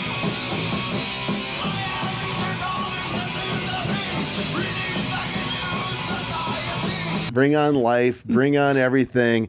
I'm going to just keep going the best I can. And you know what? I'm going to prove life wrong and that I can do this and stuff like that. You fought the good fight. Oh, I love doing those videos. That was so much fun. And to hear people's response and you know, their praise of them and stuff like that was just icing on the cake. It's weird when you get excited about something and then other people have that same feeling because of you. It's a really cool thing. Yeah. I think you brought up Game Hens. That's why Game Hens came up. That's wild. And then that's why I was like, Pierce would be a great interview. He's got tons of stories, you know. And then it was great. It was great. I love listening to it. What was fun was watching it. And then you guys mentioned me for a second. He's like, well, when I saw the thing with Mike, and I'm like, this is weird because I never knew he knew me at all. I just was this like fan in the audience in awe of his band, you know. Yeah. And now he's the same guy talking to you after I talk to you, and it's a circle that we've created, you know. But before he was just this like overwhelming presence on stage. Like his voice was just crushing.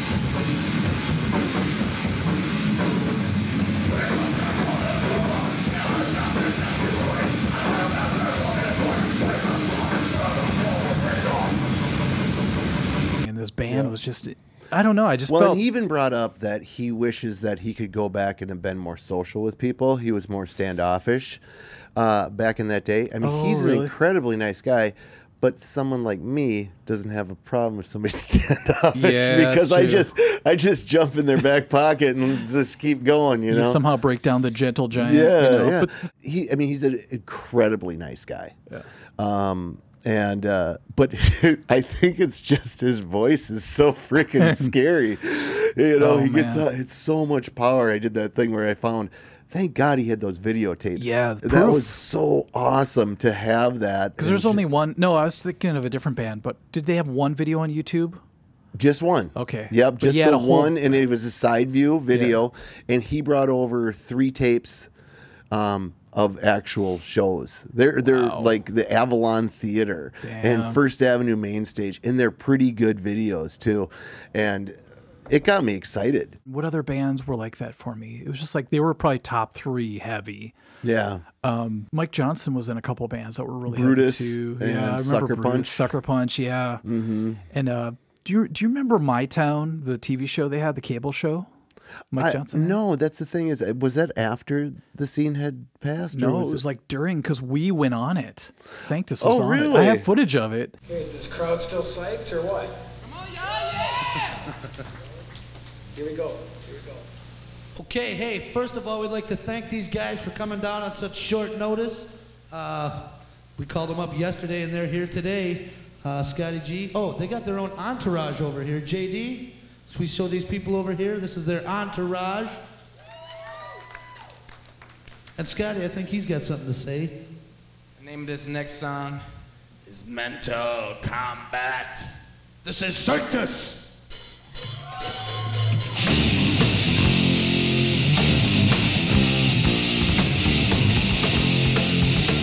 Was it cable access? Yeah, it was Mike Johnson and Scotty.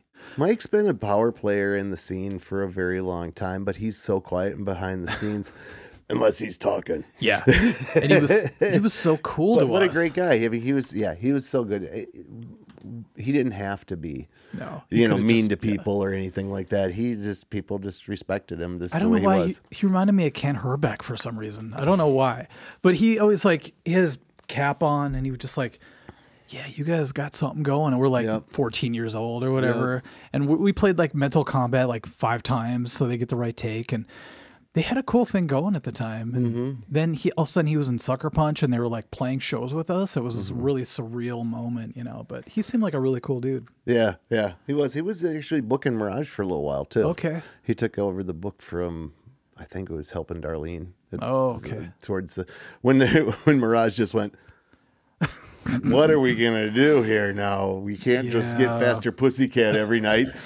Nobody's coming to watch him now. Everybody wants these flannel guys. Let's Isn't get some that of these weird, flannel that transition time? Oh, I forgot about that. Because back then, like Brass Kitten and all those bands were just, it was their heyday, I think. Yeah, and they built the Mirage. And during the time of the Mirage being built, that's when Nirvana hit. Oh, man. So it went from... They dropped a nuclear bomb. Because if they would have... Because Nibs was full every night.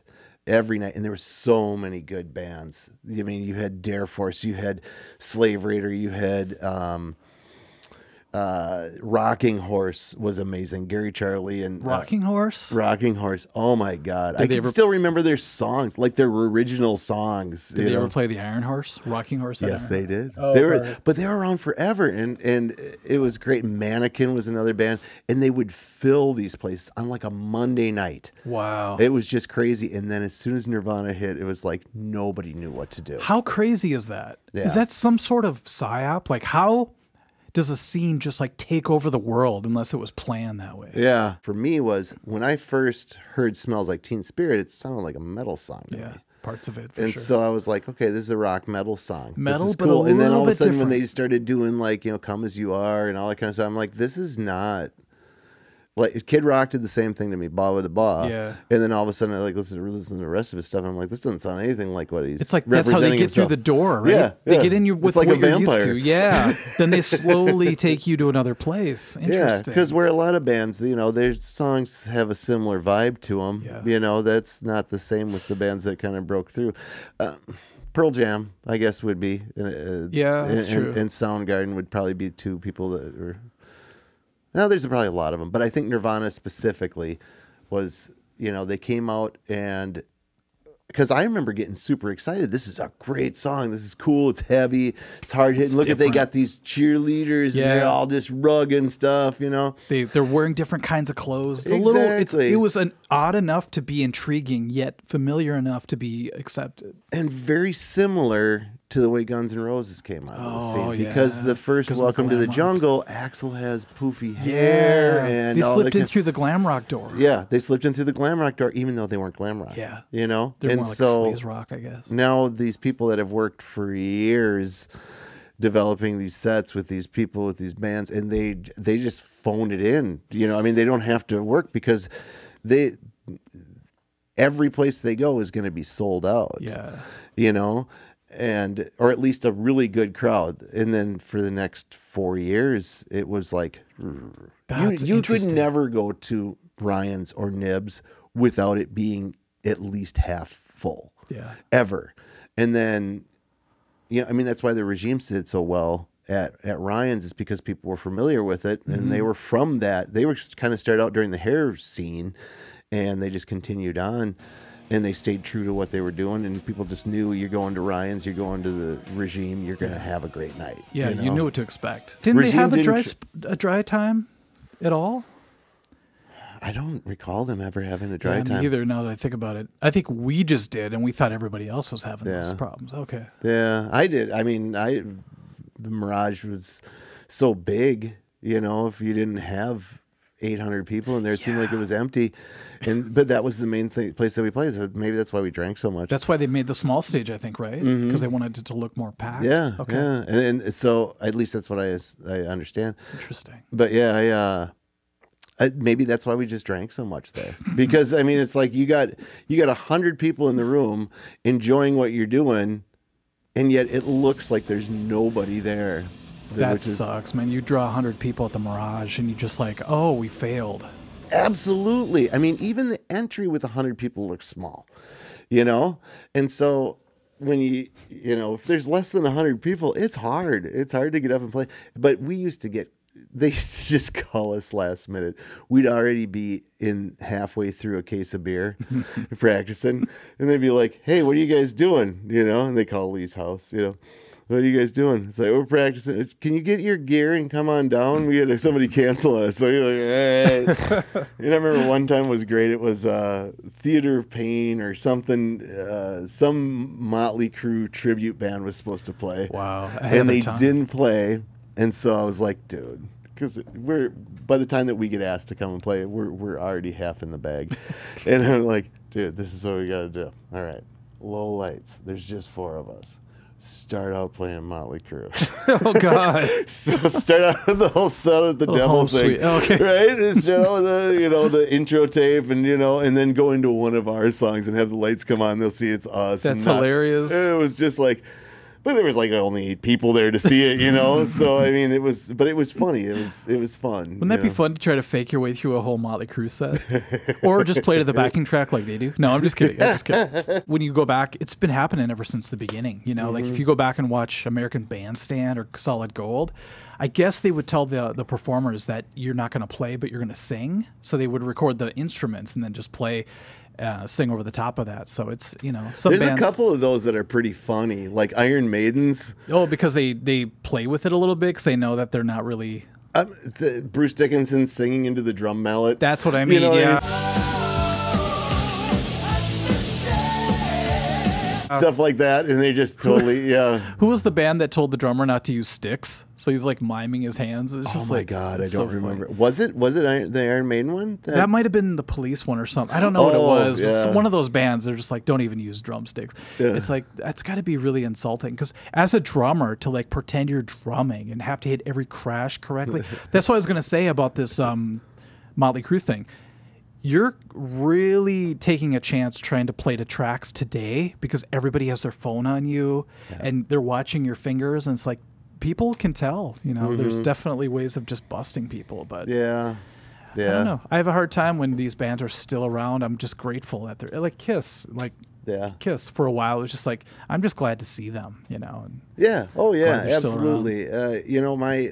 I grew up, like I said, we have the all day and all night sleepover with and we're up doing the the moves and stuff like that because we went to the concert. Shout and we it, shout yeah, so we all went to the concert, and there was like a couple of times that you'd see some kinds of video. They had the Kiss Meets the Phantom movie, but they didn't have like videos on MTV or anything like that to be able to know these moves. That's true.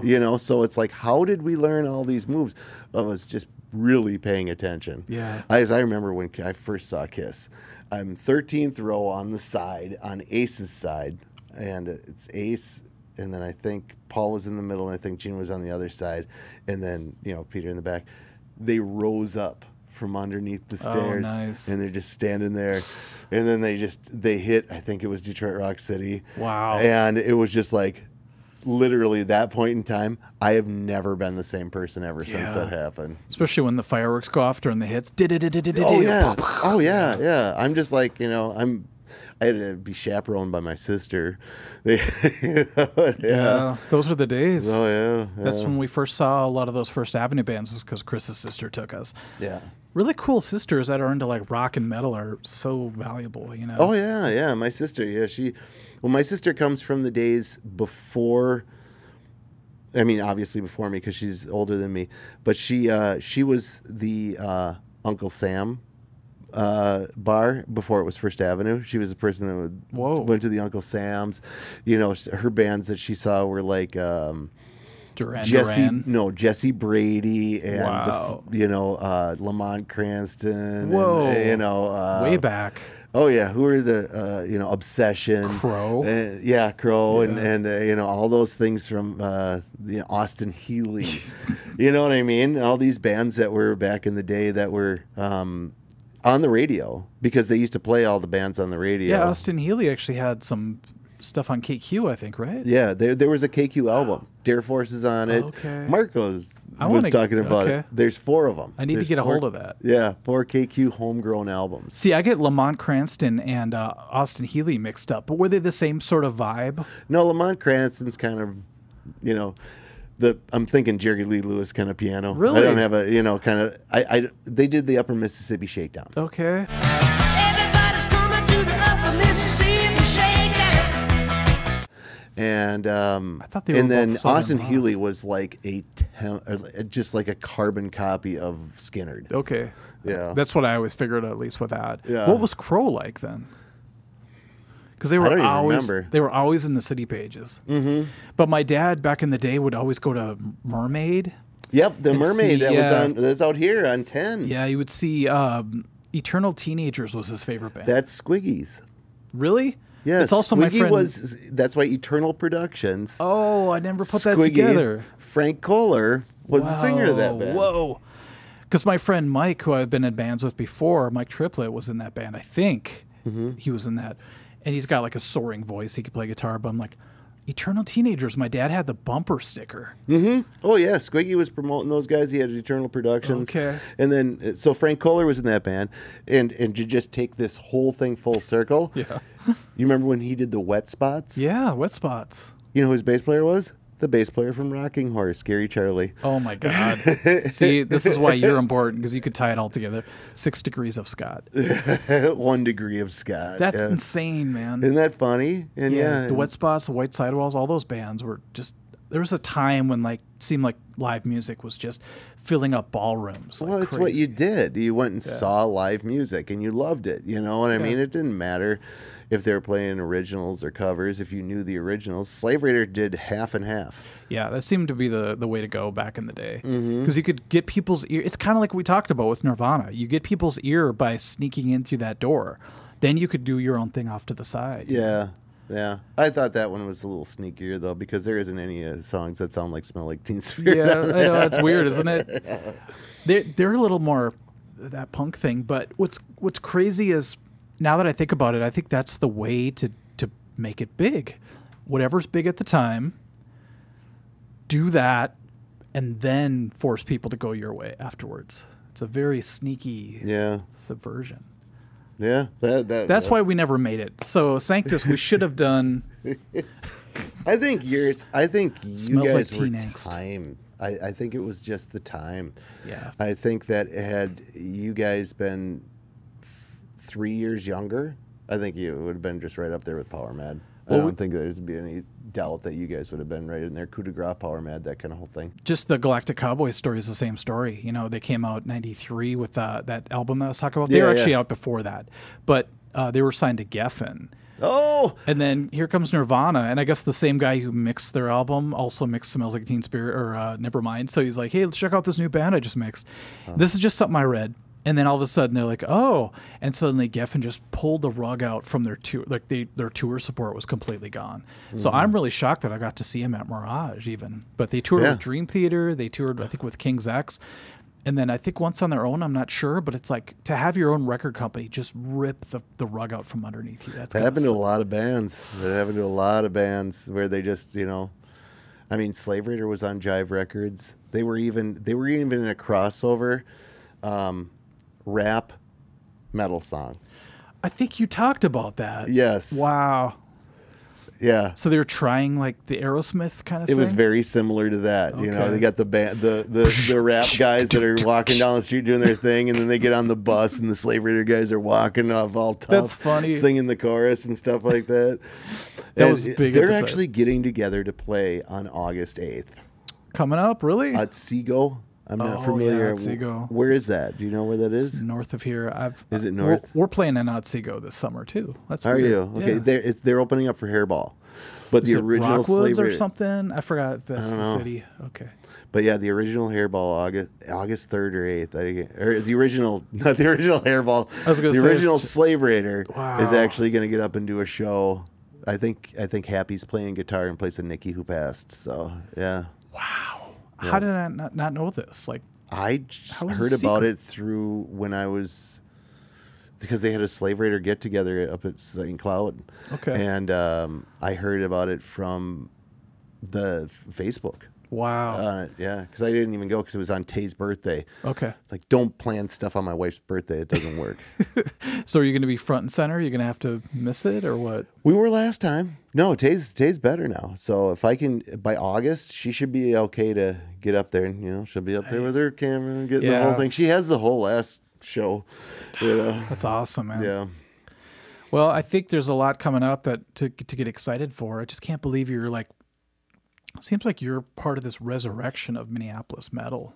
Yeah. Yeah, I think, well, I mean, it's all, I'd still be sitting in my basement fixing VCRs right now had you not come over and bought that TV from me. Well, thank God you were selling it. What was it, a TV, VCR? VCR kind of combo, yeah. yeah. I still have it, by the way. Yeah. And when I was a kid, I would go to sleep, like putting a VCR, VHS tape in and going to sleep to it. So did you have the home, like, recorded tapes, like where you recorded it off a TV? Oh, I had half of that. Oh, I could rarely get the real thing. God, what was it when TBS was playing like the 90s movies or the 80s movies, like in the early 90s?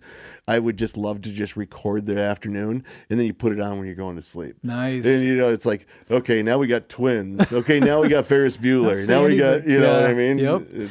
There's something about the analog feel of these shows. Like lately, I've been getting really nostalgic with 80s Christmas like commercials. It's weird. Really?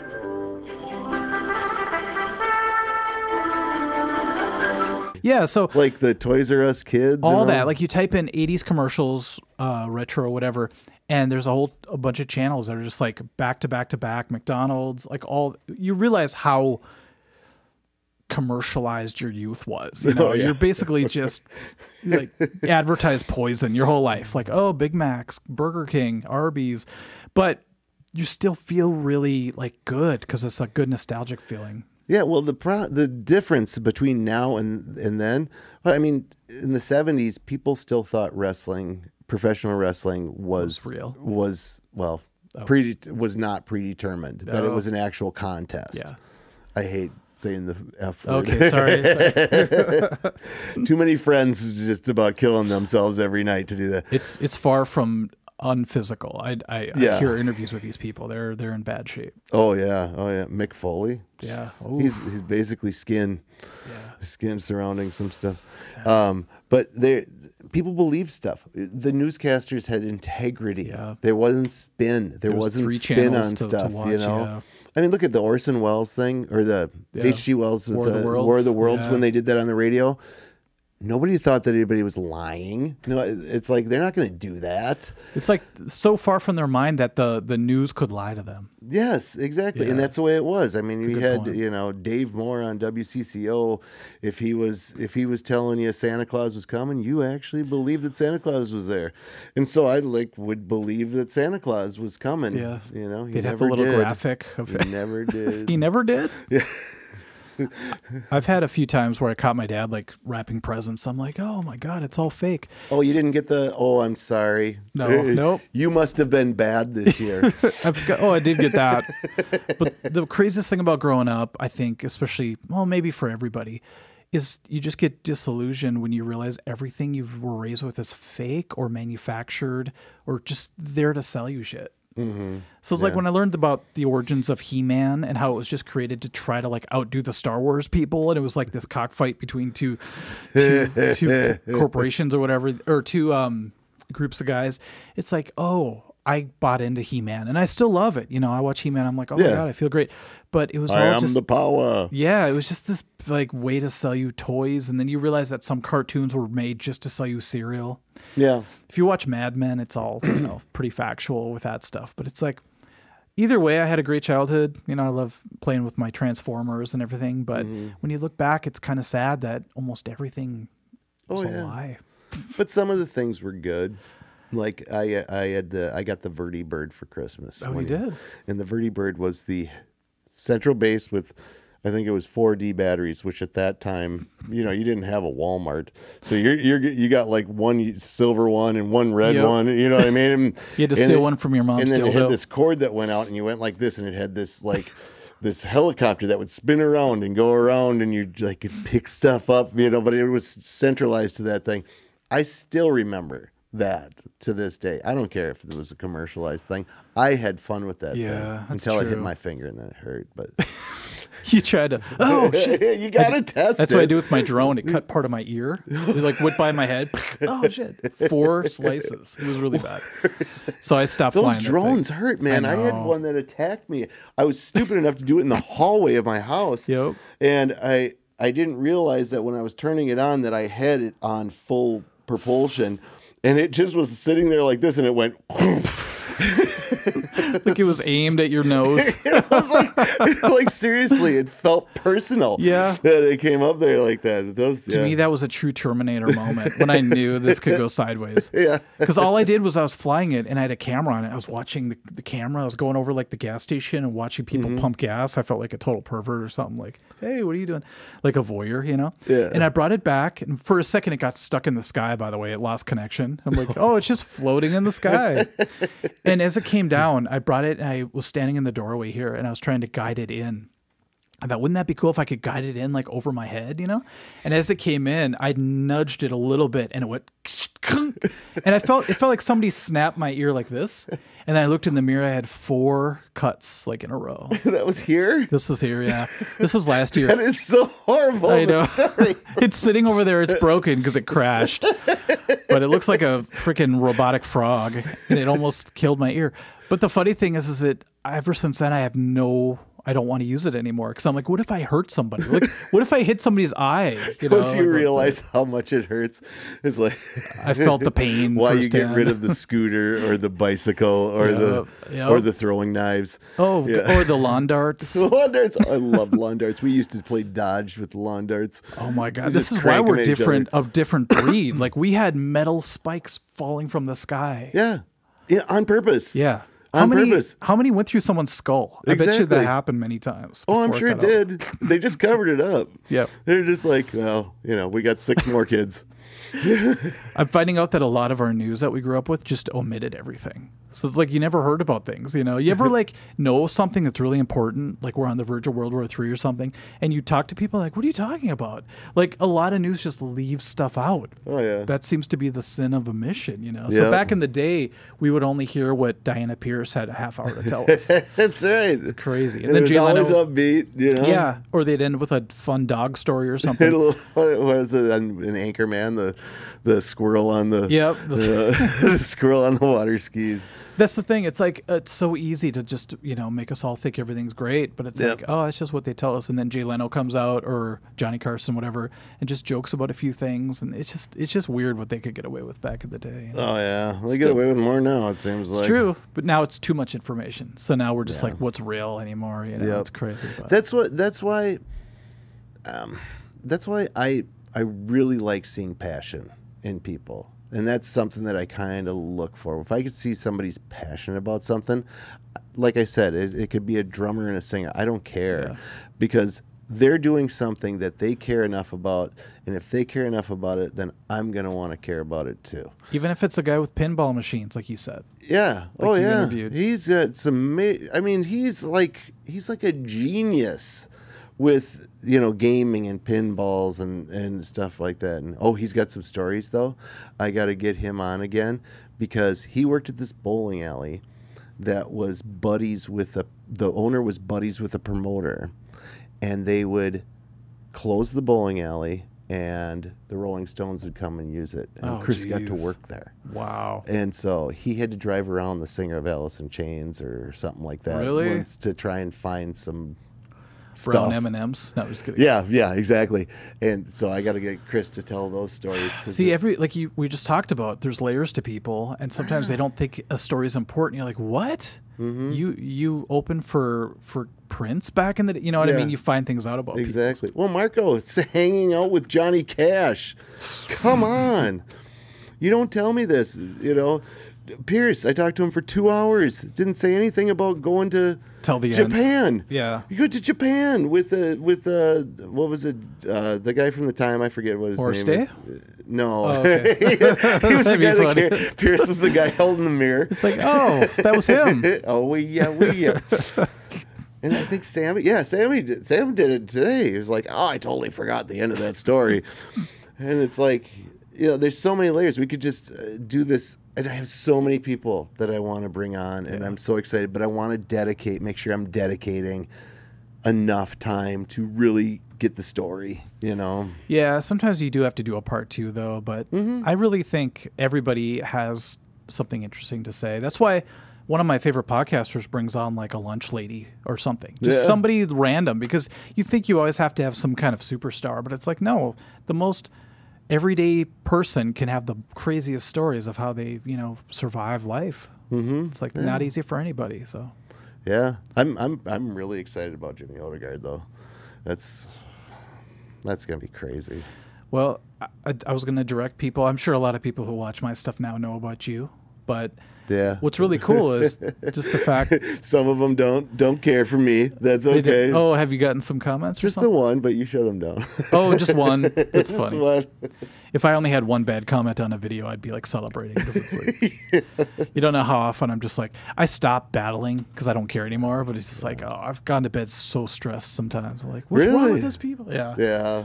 Just because, and then here's what I learned my lesson. I went back and forth with this guy like 10 times. And then at the very end, he's like, you know what? I see your point. You're right. I just kind of like debating sometimes. I'm like, fuck off. Like, I don't have the time or the energy to just placate to your whims of wanting to debate, I think we're lucky to have been born when we were, because we don't have that bend. Completely sheltered world. I can walk into a gas station and somebody can say something, oh, you're wearing a Twins hat, and they say something about the Twins, and we can have a little conversation. It's no big deal.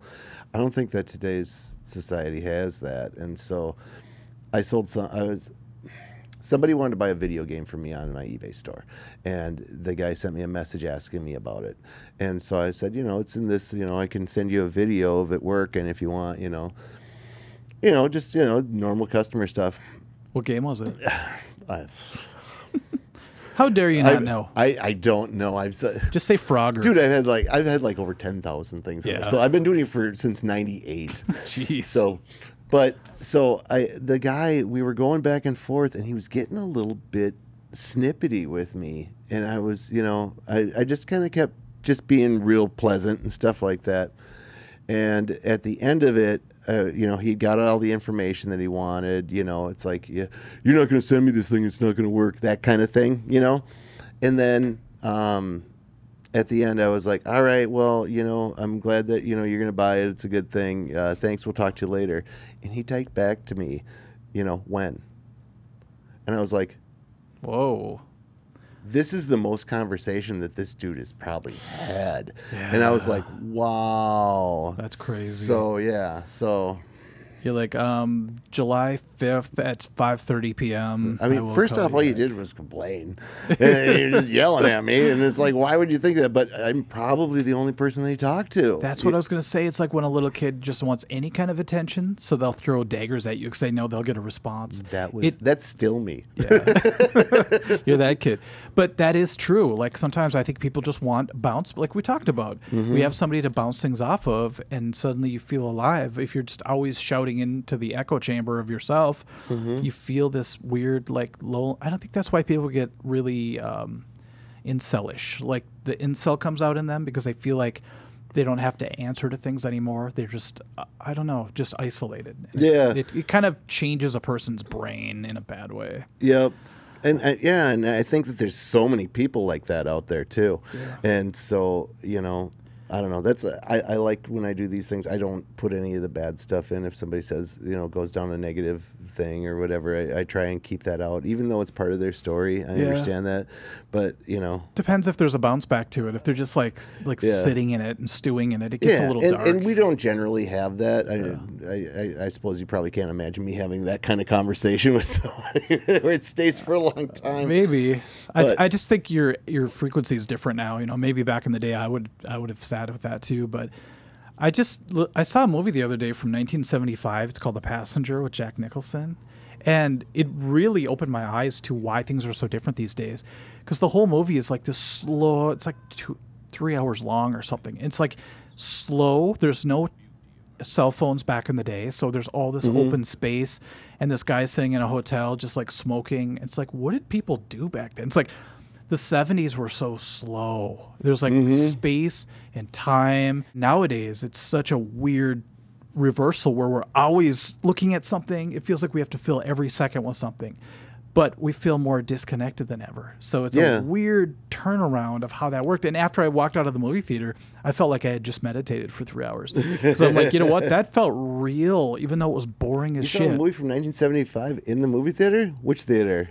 It's on Snelling in Minneapolis off of Hiawatha. Riverview. But it's called the Tylon or something like that. Oh, okay. And they just showed a preview, and it was Altered States from like 1983 or something that they're going to show next week. It's like this really cool retro theater. You just jarred two things, if you don't mind me going down that road. This is what it was like in 1971 in my neighborhood. Okay, I grew up in Richfield, in very populated area. Everybody had like 6 kids in each house and stuff like that. My sister lived there for a while. We lived a block and a half off of 66th Street, which was the main thoroughfare through Richfield, right? If a fire truck or a cop went through driving down 66th Street with their sirens on, everyone came out of their house and looked down the street until it passed, and then everybody would maybe talk a little bit, and then they'd all congregate back into their houses. It was so crazy to think back to that time of where it was like just something was happening. Something was happening. There was a fire, and I think a lot of it was because there was a lot of World War II vets and stuff like that. Yeah, I think that when they heard the sirens, it's like, their first thought was, does somebody need my help? Yeah, call to attention. Yeah. And so, that was cool. And then that's how much space you had that you hear a siren. Like right now, if a siren went by, we'd just be like, okay, just wait. Okay, it's gone. Yeah. But instead, you go outside and cross your arms and I remember vividly watching literally almost every single house emptied out to their front yards, looking down the main thing to see if it was coming down this way. And I think it was a lot of that, what if I need to help? Yeah. What if I need to help? And then the Parkway Theater, since that's the one on 46th in Chicago, we went and saw. I went with my buddy Alex, and we saw The Wrestler there, which was the Vern Gagne movie, The Wrestler. Wow. And Jim Brunzell and Greg Gagne were there, and they introduced the movie. That's and crazy. They talked about answered questions and stuff like that, and that was really fun. But one thing that I think I went, we went to, and I went with Gonzo's wife, Jenny. We went to see The Breakfast Club because we used to watch The Breakfast Club all the time when we were kids. And talk about space and a movie. We had it called Clubbing It. So we just go over to Jenny's house and club it in the basement and drink Boone's Farm. And so, but they did a Weird Science preview. Except for they made it into a horror movie. Oh, nice. It was so awesome. Like a re-edit of it? Yeah, they did. They edited the trailer. Wow. And they made it they created this monster, and this monster was doing all this. How could Kelly LeBrock ever be a monster? I don't know. Well, I don't know, but they did it. And I thought it was the coolest thing because they re-edited the trailer to make it be. And I think you can find it online. When was this? 2 years ago. Okay. Yeah. So, I thought it was back in the old days when it would be really hard to re-edit something. So it's a lot easier. No, now, you know as well as I do, it takes about 15 minutes. Yeah, nowadays definitely does. Well, they did that with a couple of movies. Like I think The Shining, they made it into like a romance or something. Yeah. Just called Shining, which is funny. Yeah. And then, what was it? Mary Poppins, they made into a horror. And that was really scary.